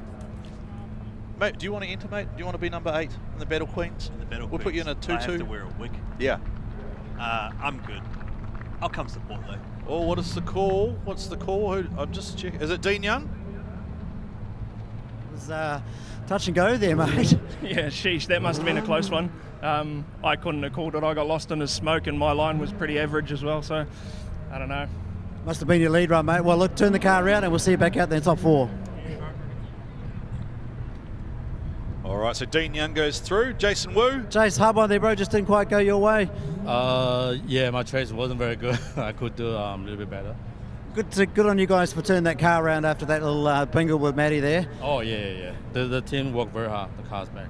Yeah, you guys are going awesome, mate. We look forward to seeing you in the next round. Oh, yeah. Thank you. So Dean Young getting the win there, but now we're going back to the Daniel Edwards Curtis Lilly battle. Is this an inquiry or this is an inquiry? inquiry? So the judges will be looking at this at the moment. Of course, with an inquiry underway, we can't carry on competition, so they're having a look at the GT radial replay here for Curtis Lilly and Daniel Edwards. Now the inquiry system again, it starts with an inquiry. Yes. The team gets feedback, and if feedback wants to escalate that further, then goes through a process. Right. A protest process, which is a whole other kettle of fish, something that I did a lot of work with and a lot of work on. I've done a lot of work with the rule books as well. Right. So the inquiry is required to be lodged within 10 minutes of a result being announced, is my understanding.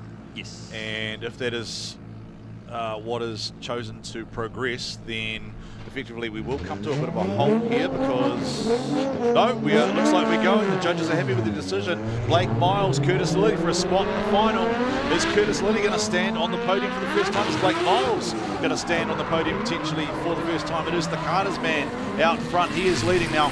Does Blake Miles have the gas to go with Lilly? This is where Curtis has accelerated away from just about everyone, but Blake Miles looks like he's going with it, Kenny. Blake Miles cranks to lock here. Blake Miles a good job here in the chase position. Blake Miles will put, Blake Miles fires up wide and it straightens him up, and he is offline hugely.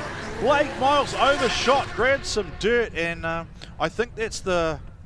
He tried to recover it back out of it at the end. We'll take a look at the GT Radio replay. I mean, he was right there, straight on the entry. Great job in the chase run there from Blake Miles in the Core Civil S15. Curtis Lilly, though, was just putting on some super fast, aggressive, deceivingly aggressive and fast runs yesterday. You'll see that handbrake drag through the midsection. I wonder how the judges are going to call that through off the outside zone. But then you look at this. Blake Miles just pushing wide, and I wonder if he knew he was just pushing a little bit too hard and he had to back out of it because he was too afraid to drop the wheels. We'll take another look at it here. Yeah, there is a big ripple strip out there too where the judges were very specific on don't hit it because it will basically bend your rim in half. And in that instance, that will cause your tyre to debead, and that will actually eliminate you from the battle because a car is required to complete a battle on the same set of tyres, I believe. It has to complete 2 passes back to back. So if you debead, you're effectively done. Purihi and the team from Smart Steel, who are sponsoring our recovery for the entire D1NZ season out there. Blake Miles looks like he's... So that was our first battle of the semi-finals. The top 4, Blake Miles, Curtis Lilly. We await Dean Young and Corbin Wilson, but so we've got 3 of yesterday's the top cream 4. has risen to the top, and we Yep. are about to find out who's going to battle for the podium here for the round 2 of the Pro Sport 235 series. Okay, so either Dean Young or Corbin Wilson will lead going out of here, because they're going to, whoever wins out of that can only finish second at worst.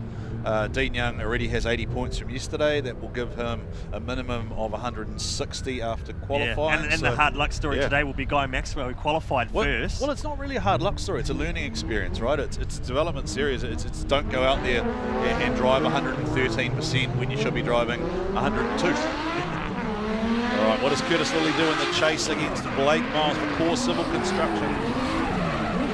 Blake Miles later on entry than what we've seen some other guys trying to achieve, but it sets him up really well for both outside zones. Out to outside zone 3 through the midsection now. Both of them thereabouts where they need to be.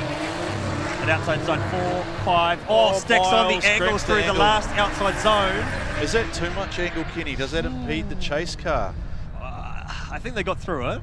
But well, I don't think there was a contact. I mean, and neither of them lifted. But it's just an interesting thing because some spice and some aggression in the semi-finals here from 2 great drivers. I mean, both of them were great to watch yesterday.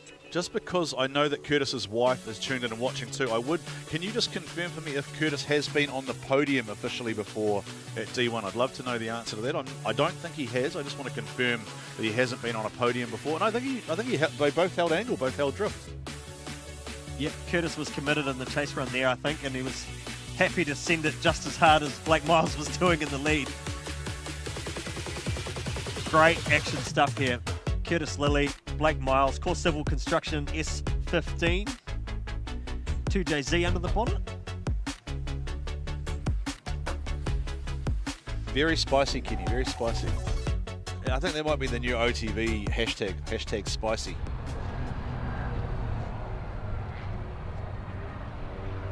So both the boys headed back for a decision, and Nick will let us know who is going to the final. Kenny, are we time certain here? Are we going to get 3rd and 4th in, or are we going to Well, look, we're not on Pro results? Championship will be up at 1:30. They'll probably have some warm-up laps before that. We want to try and make sure that everyone at the track too has a chance of maybe meeting the drivers, getting some posters signed as well. But of course, time certain, we'll see how we go. At the moment, being in the semi-finals, I think we'll be okay. We might actually see a 3rd and 4th, but we'll see how time goes. Right, so this is actually going to get really, really interesting too, because depending on the result of this is actually going to dictate how that 3rd and 4th potentially plays out. Because if you remember correctly, Dean Young, Corbin Wilson and Curtis Lilly are 2, 3 and 4 from yesterday. So if we fall back to qualifying results, then Dean Young is... Curtis Lilly it is! Curtis Lilly to the final! Curtis Lilly to the final for the first time. Oh, mate, this day just goes from better to best, doesn't it? Dude, this is a highlight for me, man. To be going for a battle for the win, even just to make it on the box, is like, it's a career highlight. So I'm so pumped. Thank you to the judges. Thank you to everybody. Well, it's guaranteed points for the season as well, mate. How good. Oh, just loving it, man. I'm actually having so much fun today, and, you know, credit to the track crew, everybody, the running the event. It is just fantastic. It's so much fun. Big Boss James has certainly saved D1 for us, hasn't he? Oh, he's doing a fantastic job. Him and Brendan and Joe in the background, everybody that puts in the work to run this event, it's so much fun to be a part of. So I'm having so much fun, and shout out to everybody. Wicked, mate. Well, turn the car around and we'll see you in the final battle. Oh, I can't believe it, dude. That's so good.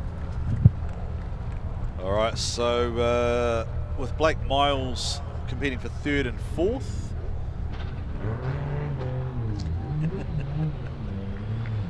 Yeah, Blake Miles, sorry. Are we getting some more live feedback there, Kenny? Is there some disputing of facts going on? I think Russell Veer's telling you that it was Matt that rode off the 2 cars, not him. Oh, sounds like a denial to me. Matt just said he couldn't remember who it was, whether it was him or Russell. Russell obviously can't. Russell's memory obviously is slightly different too. Actually, speaking of Russell and Dana, right? Dana could compete in Battle Queens as well. So you don't have to wear a wig anymore, Kenny. Okay. You don't have to wear a wig and a skirt. We've got 8. I could change some tyres. Yeah, we've got 8 girls now who we could possibly have do Battle Queens. We're picturing. And we that have is weird. entered the Matrix live for the first time here. Tony Gallagher's mind just got blown there. His brain just went, I don't know what happened. He's a speedway driver. It's okay. He drives stock cars. Tunnel vision. He crashes into walls and other people for fun.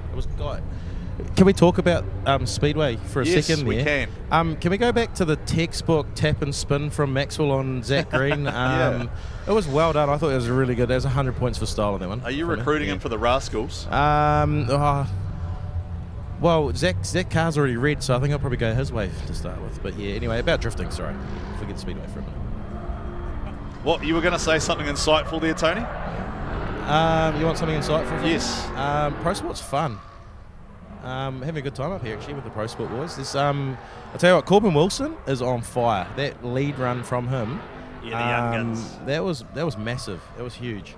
Yeah, the combined age in that battle too is younger than any of us as well. They were only 30 combined, and that's younger than any of us just in one single age. Oh, I've got a couple of years to get to 30, so I'm all right. Lies. Hey, at least Joe's only 21 though, right? At least Joe's only 21. Hey, so question for the boys. We had a couple of inquiries. What was the last one about?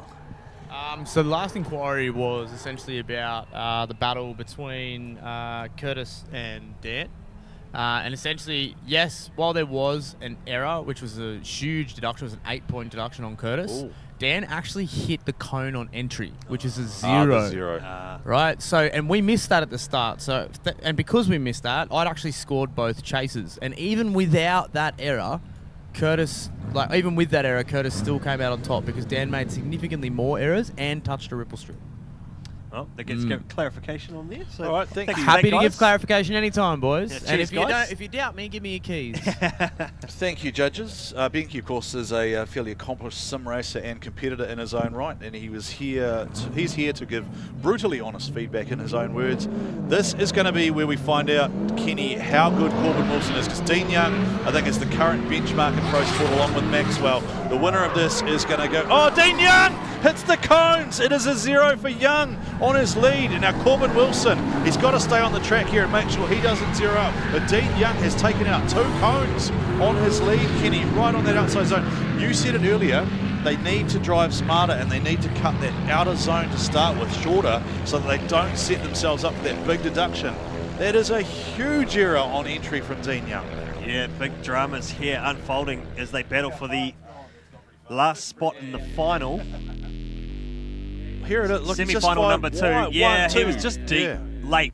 If it entered a little earlier, he was committed to that outside scoring zone, but hey, maybe it's time to dial it. I mean, we're talking in regard, you think there's going to be teams and spotters from the Pro Championship watching this comp right now and taking note of all the errors that the judges are looking for. Yeah, I think what's going to get really, really interesting, Kenny, is we talked about tyre deg yesterday, right? It's a very supercar-y kind of thing, tyre deg, but we know that some of these tyres are not lasting a full 2 laps. It is putting a lot of stress on how you approach these sections because...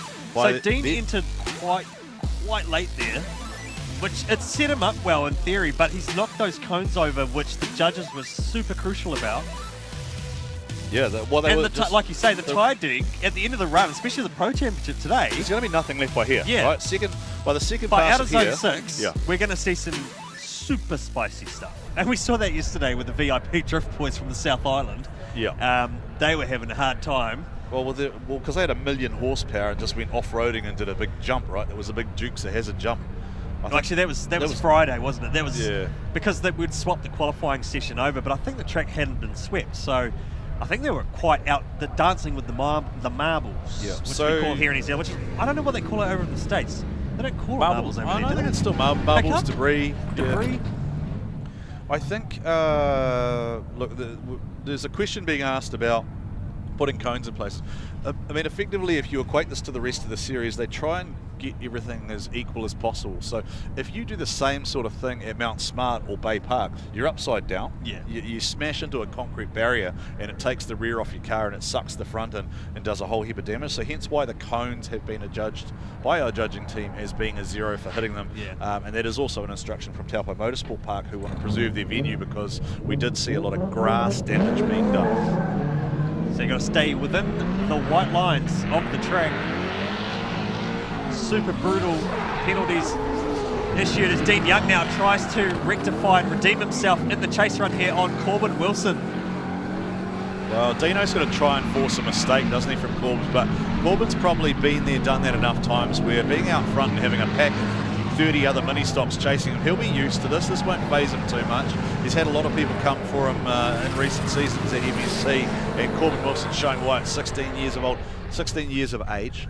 16 years of old, that's terrible, isn't it? Terrible England, Kenny. 16 years of age, he's very much an old head. He's a mature driver for a young man as we take a look at the GT radial replay. It's a great entry here. And Corbin almost matched what Dean Young was doing, but didn't do it so late, and he didn't do it so deep. So he was still able to fill both zones, and then Dean Young just followed him right in. Yeah, so Dean Young is the number 2 qualifier. So have we had word but on it's if we're here doing a for third Dean or Young, fourth? where he transitioned on a slightly different line to try close the door through that last apex. Of course, they're not trying to hit the apex; they want a wide exit. Don't look, it's a good. Oh, little front wheel lock up there. So dab of the left foot. So he's modulating the left foot on entry as Corbin Wilson out in front. So we're going to see. Yeah, Bit of we'll left wait foot for braking wait for a decision. Wait for a decision to come through. See if we get told what's going on here in terms of a third versus fourth. We have just gone 12:30 here at the racetrack, and we do have a signing session. And then, of course, we are time critical because we need to go live on Sky TV along with OTV at 1:30. We might not be able to do the third and fourth, depending on whether this goes OMT or not. Yeah, look, and we've got to turn around the car for first and second. You see, so. And we'd have to turn a car around for third and fourth as well, so that's going to be when we talk another about set of turning tyres, a car around, you've sort of got a minimum 5 minutes required to get the car in, refresh the driver, compose himself, refill water, ice boxes. They've got to refuel the car. They run a very small fuel cell in these cars because they're not out there for that many laps. It's all about weight saving in these guys. And Corbin Wilson gets the thumbs up. So they got to refuel the cars and they got to change the rear tyres. I said to Corbin yesterday, I will just let Nick talk to him first. Is Nick going to? No, Nick's got no. You got a working mic there, Nick. No, you're out of range. We've got to turn these cars around real quick so we okay. can get into the final battles. All right. So we want to run the third and fourth battle today, so they've got 5 minutes to get these cars done. Okay, so I talked to Corbin yesterday on the podium, Kenny. It'd be great to see the service actually unfold for the live stream viewers at home too, because there's a lot of work involved prepping the car. Yeah, I wonder if we can get some live vision of that. If the camera is down there, I wonder if we can get Nick over there. Let's see what maybe. Let's see. I mean, Dean Young is going to be the most time critical, right? Because he's got to turn around, come out for third and fourth. So he's going to be up against Blake Miles. Yes, Blake Miles. So Blake Miles and Dean Young will go head to head for third and fourth. If it is time certain, we will. It will be it'll be Dino because he was second yesterday. Curtis Lilly and Corbin Wilson are our two drivers in the final. What a drive for Curtis Lilly. And then Corbin Wilson, in his debut full championship season, he's had a bit of a taste of D1, but... You can't see it quite so well from Dino's garage, but you can see with the Corbin Wilson car that they've rolled out a brand new set of tyres. You can see his crew have got the jacks out there. They'll have the axle stands out there just to change those rear tyres, put some fuel in there. Dino's staying in the car. So you only need the jack stands if you're working underneath the car. Oh, okay. So wheel tyre changes are pretty straightforward. Ah, okay. I wasn't sure whether that was a mandatory rule that any time a jack No, was as soon as used. you put your head under the guard, that's when the jacks need to be there. So tyre changes with your body outside of the bodywork, that's fine. But as soon as you get your body underneath parts of the car, that's when you've got to have those extra stands underneath there. And we might see that unfold with the 5-minute calls in the Pro Championship later this afternoon. Fresh set of... Do you recognise the sticker there? What is that one? It's a Kaiser KR... it's Kenda. Kenda tyre on the rear there. Kenda tyres for the Drift Fox team. This gentleman loving being on camera, clearly. Sean's probably hiding. His dad, Sean, will be on the other side of the car hiding away. He doesn't like being on camera too much. So the other thing to watch out for too is there's going to be instant championship points penalties for the teams this year for minor offences in pit lane like that. So if they don't have the jack stands set up, if they're in a 5-minute call and they're working underneath the car, bang, that might be 10 or 20 championship points already gone. Whether they had the stands or the AOK from the guy, they've got to do it. They've got to put the axle stands underneath the car if they're going to be underneath the car. So there's lots of things that the guys in pit lane will be looking out for. We're going to get there, bud. How are you feeling going into the battle for third and fourth?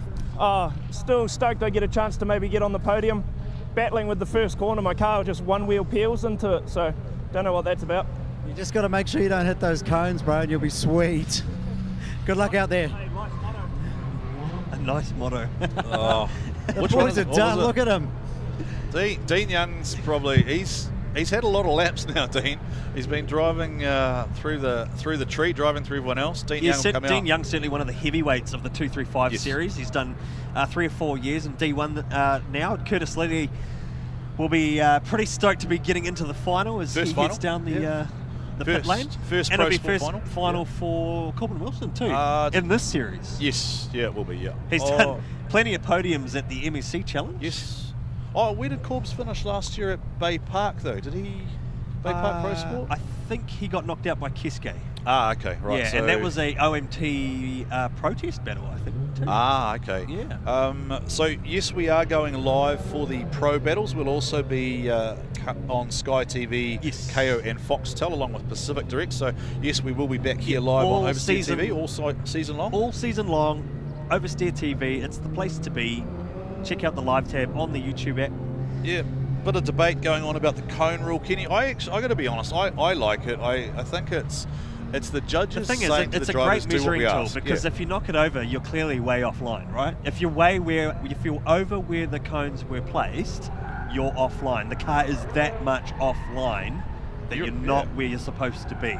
So it's a pretty simple method of doing it, right? Yeah, well, the wall's just not there to stop you, right? If you're doing it anywhere else, so if you equate it to a Formula D, right, on the speedway tracks or whatever, there would be a big concrete wall on the outside where you would probably hit something, get sucked in and write your car off. So, look, I don't mind it. It's a way of the judges being very specific in their criteria. We love it, we hate it. Kenny and I talked about it. And you have to remember the layouts and the penalties change track to track, right? Because each track has its own variations of camber, runoff, curbing. I mean, when you run the reverse layout yesterday, there's a big reason about the ripple strips here at this particular racetrack. They are just brutal on the rims. If they break smash your rim, it becomes a safety hazard, right, for everybody. Yeah. In both directions, the ripple strips are so harsh on the car, so we don't want you on them. Yeah, and look, there's a question being asked around, well, will a wall ride be a zero there? I mean, well, yes, in many cases, if you've put too much of the rear end of the car into the wall, as I mentioned, I think I talked about it earlier in the broadcast, if you're using the wall to drive around the corner like it's a video game, well, you're not producing any skill, are you? Well, you're letting the concrete do the work for you. All right, third and fourth place battle, points on the line here. Blake Miles looking to climb himself up the tree. Dean Young looking to go out of here with as many points as he possibly can. A third place potentially on offer for him, and that will maybe him. Blake what Miles an entry! I just saw it happening. That little shimmy on entry from Dean Young out in the lead. These boys have got I was just sort of fingers crossed because I was like, man, that would be cool if we could pull this off, but it didn't come together. Oh, this is just... The boys have gone up a level. Too much of a switch into the entry when the judges are looking for a weight shift, a bit of a feint. Yeah, look, ultimately, if you have cones on the track, right, and the judges say you need to be 30 centimetres off them, then you should be aiming for 30 centimetres off them, not go and hit them. Like we're kind of debating whether you should be able to hit something, which is we're sort of letting into it though. But look at how much that was pretty much like a Bungy flick entry into there, right? Which is not what we want to see. We want to see a faint weight shift. Yeah. And what I've noticed as the competition is compressed down into the final battles today with these pro sport guys is exactly what we were talking about, sacrificing the entry. So he was later last time, but he went earlier this time and just really planted it, but it was just too much swing. And I feel like it's just put off the chase car, and it's sort of instant karmative on the first outside zone anyway. Yeah.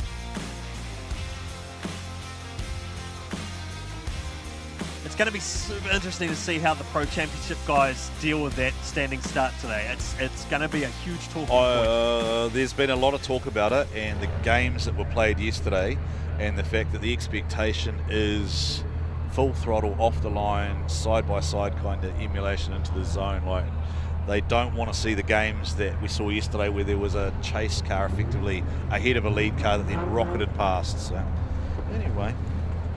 Yeah, it'd be interesting to see how the judges viewed that entry from Dean Young. Is this because it's a potentially contact? a 5-minute contact call there. Now this is interesting, isn't it? Because so we do effectively need some sort of confirmation in terms of whose fault that's been adjudged as, in terms of if it's 10 minutes for Blake Miles or if it's his 5-minute call. Would that be right? Yeah. Because if it's Dean's fault, then Blake's entitled to a safety check in the 10 minutes because the contact's not his fault, right? But if Blake's at fault and he goes off the track, then he'd be using his 5. I'm sure that's right. If there's an at-fault. Yeah. If there is an at-fault decision, he'll have to take his 5 regardless to start.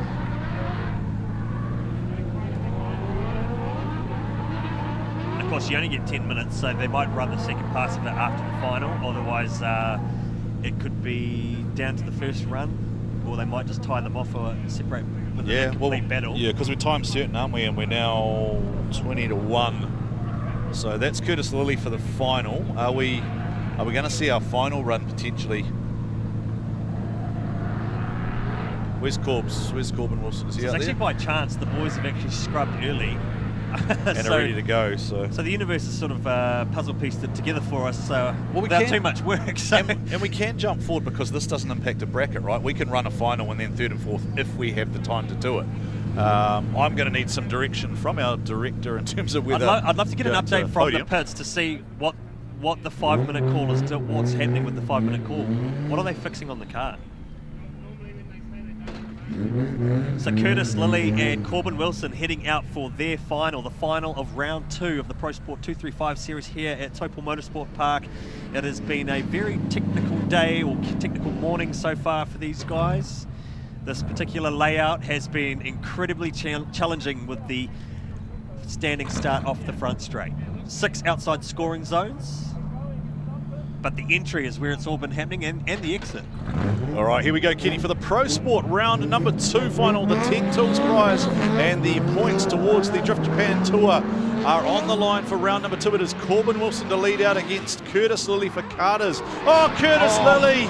He got it wrong. He got it wrong. He's still trying to recover it. Trying to recover it now. He's got to stay in this, right? Because he doesn't know that Corbs isn't going to make a mistake out front. So it is in Curtis Lilly's interest to stay in this, to keep driving, to force Corbin Wilson to finish out the section here, because we do know that the judges expect the lead driver to complete a run and they must not zero out. So Curtis Lilly... What a recovery. He makes a recovery there. He took like 2 or 3 stabs at the handbrake to maintain angle and just keep the car where it needed to be. But that's 3 corrections that he's had to achieve to get there to do it.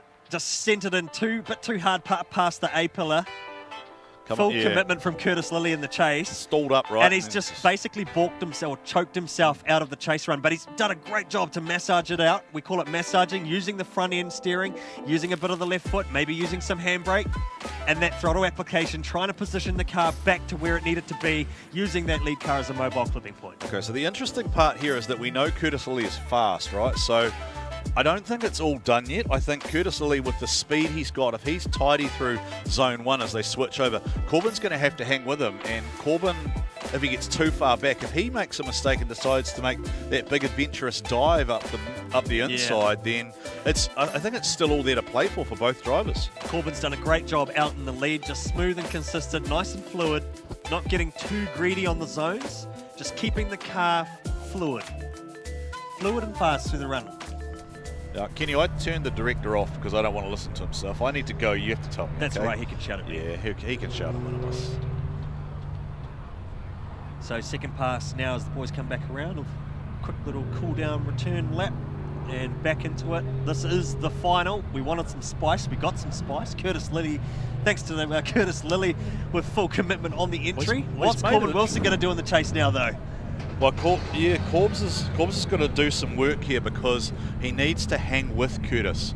And I mentioned it just sort of 30, 40 seconds ago. He needs to make sure he doesn't fall so far back that he falls into the trap that we saw earlier of diving across that 3rd zone, because it's so easy to run a wheel on that inside green strip and then you'll see a deduction there. And then, hey, maybe one will out. I mean, we might see that kind of almost one more time thinking because there's a mistake on one side, a mistake on the other. Anyway, we go to the final. There is potentially one further pass to go. We're still awaiting the outcome of the Dean Young and Blake Miles battle. But here we go, Curtis Lilly accelerates away off the line. Corbin Wilson will try and go with him. Lilly, can he tidy it up this time? Can he get out to where he wants to be? Curtis Lilly out nice and wide. They're going smoothly through the zone. Curtis Lilly starting to stretch the legs on the S14, the RB at his disposal under the right foot. Corb's going with him. Corbin Wilson sticking to the outside zone. Corbin Wilson smart driving there, Kenny. Didn't shortcut, didn't dive down the track there. Just, he has fallen back here, but he is sticking to the outside there. He hasn't done anything silly, hasn't made a big dive there. I think maybe some experience there from the Wilson team. And I think that maybe might be enough there to give us a result here. Let's take a look at the GT radial replay. Nothing wrong out front here from Curtis Lilly, but just trying to make up for that earlier mistake on his chase run. Great lead from Curtis Lilly. One of the few to sort of get that entry near about what the judges wanted to see. Filling those outside zones, Corbin Wilson's just hanging with him off that rear quarter. Look at the amount of smoke that he's having to deal with. A great job by Corbin Wilson to stick to a midline approach, which is what the judges asked for. If you get gapped halfway through the run, fall to a mid-track line.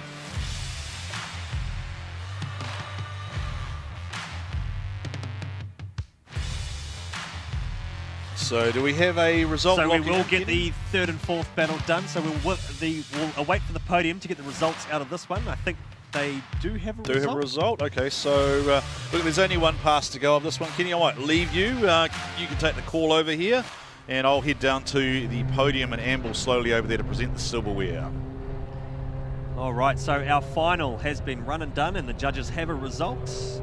So just one more lap to go, and it will be the third and fourth battle. As Corbin Wilson makes his way back to the pits. Now I've actually gone and lost my data because they've gone and already started switching it over to Pro Championship. A big thank you to everyone here at the track enjoying the sunshine as the heat starts to dial in at the track. A little bit of a breeze as well.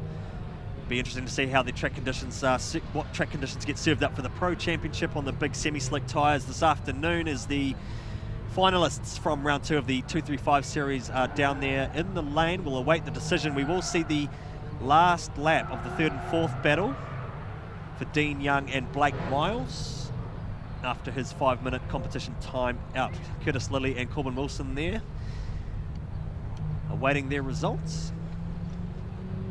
A bit of housekeeping for everyone tuned in to the live stream. We will be shutting the stream down and then we'll be back for the fresh broadcast at 1:30. So do check out the YouTube Oversteer TV on YouTube. Oversteer TV channel on YouTube. Check out the live tab on the Oversteer TV channel and you'll have all the live streaming information there as well as all the replays. Also check out some of the other pre-season content that has been coming out from our teams and drivers in the lead up to round 1.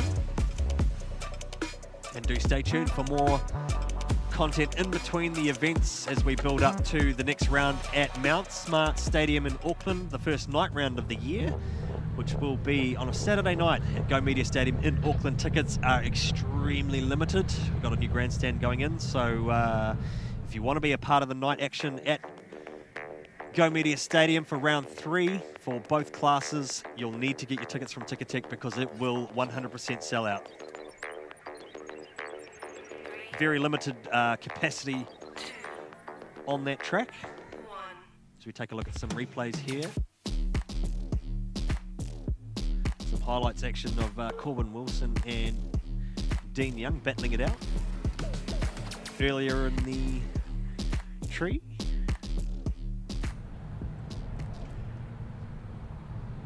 Now, for those looking to tune in at 1:30, do go and update yourself on the social media. We are going to finish the last pass of the third and fourth battle, and then we'll jump straight into prize giving. They're about to run, as far as I'm aware, so looking forward to some action out on the track. Cheers for the update, Nick. So, just waiting for the third and fourth battle here, and we are set and ready to go for Dean Young and Blake Miles for the third and fourth runoff.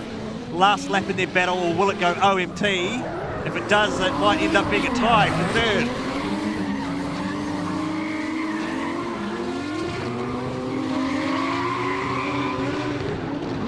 Dean Young shortcutting the track a little bit as Blake Miles tries to get to those outer zones. Second to last outer zone on the right-hand side of the track. Outer zone 6 there. Dean Young recovering himself, recomposing back on the rear quarter of the Blake Miles machine out in front. And that was certainly a much more cleaner finish to the run.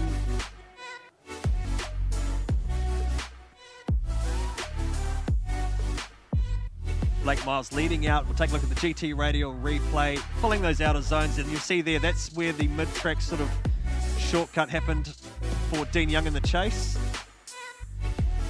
He was then back online for the rest of the section. So we'll await to see if the judges have a result, and then we can head on down to Nick and Warren in the lane for the podium.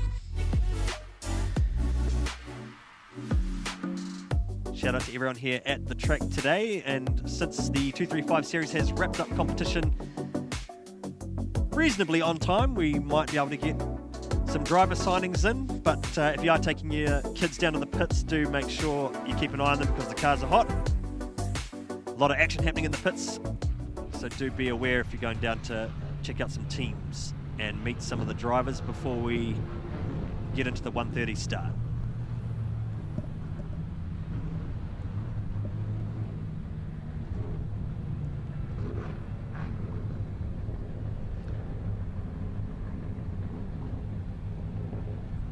Round number 2 for the Pro Sports is done and dusted here at Taupo Motorsport Park. Ladies and gentlemen who are here at Taupo, put your hands together for all of our Pro Sport drivers. What a fantastic lot of battles. And the guys went toe to toe, they went door to door, they went tyre for tyre, and our judges have come up with results. So first of all, as they head back, they're still in their cars. Hang on, we've got to wait for a little while because they're still over there. Look at these guys over here, they're still just coming back in. Come on, boys.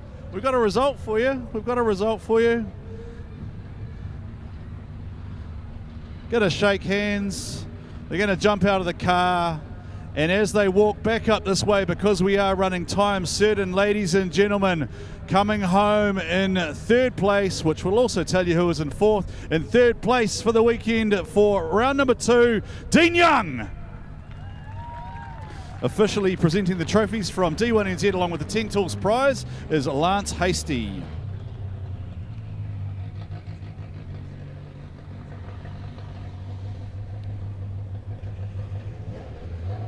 All right, so Dean Young, 3rd place there. Dean Young locks in some very, very solid points. He is looking good so far, but now we find out. We went head to head, we went toe to toe. We had a couple of first-time D1NZ Pro-Sport finalists in Curtis Lilly and Corbin Wilson coming home with the points in 1st place, which will also tell you who is 2nd. The winner is Drift Fox Corbin Wilson, which means Curtis Lilly comes home in 2nd place. Corbin Wilson, you are 1st. Curtis Lilly, you're in 2nd place. Boys, congratulations. Presenting your trophies and your Ting Tools prizes is Lance Hasty from D1NZ.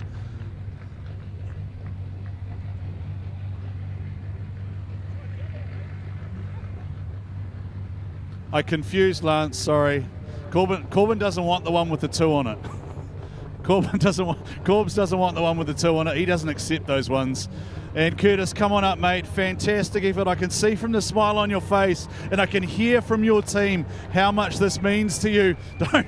He hasn't been drinking. He just about fell off the podium. He's just excited. Dean Young in 3rd place, Curtis Lilly 2nd, Corbin Wilson in 1st. Thank you so much to Ting Tools. All right, let's hear from our drivers.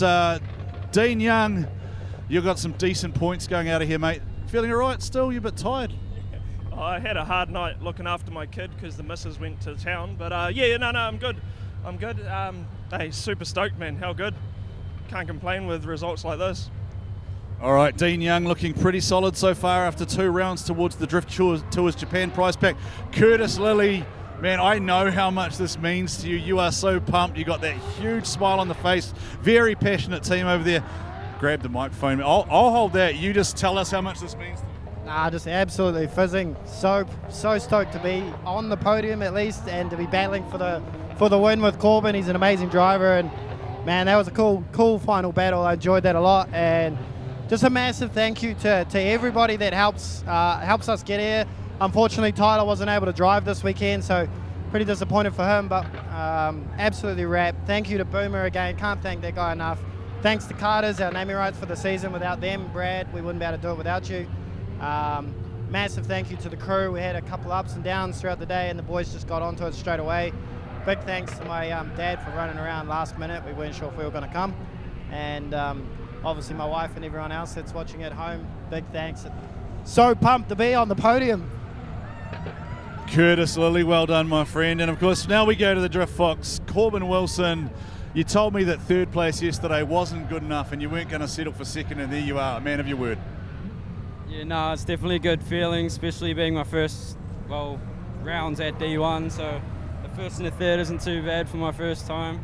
I'd like to thank all my team and family that have come to watch me, Sky, bringing me up through the ranks with MSC and stuff, all my sponsors, Kinder Tires, Haltech, and Dad for bringing me around. And yeah, thank you. All right, ladies and gentlemen, there's only one more thing to do. Boys, let's spray some champagne. All right, and as we close out, getting the champagne showers in the background, that has been round number 2 of the D1NZ National Drifting. I knew that was going to happen. Lucky I got another shirt somewhere. Round 2 of the D1NZ National Drifting Championship for the Pro Sports, done and dusted, locked in. Dean Young third place. It is Curtis Lilly on the podium for the first time in second, and it is the Drift Fox Corbin Wilson who grabs those 100 valuable championship points towards that Drift Tours Japan prize pack. Join us back here at 1:30. We're live on Oversteer TV, we're on Sky TV, we're on Foxtel and KO, and we're in the Pacific Islands. Come back at 1:30 for the pro action as we find a round winner.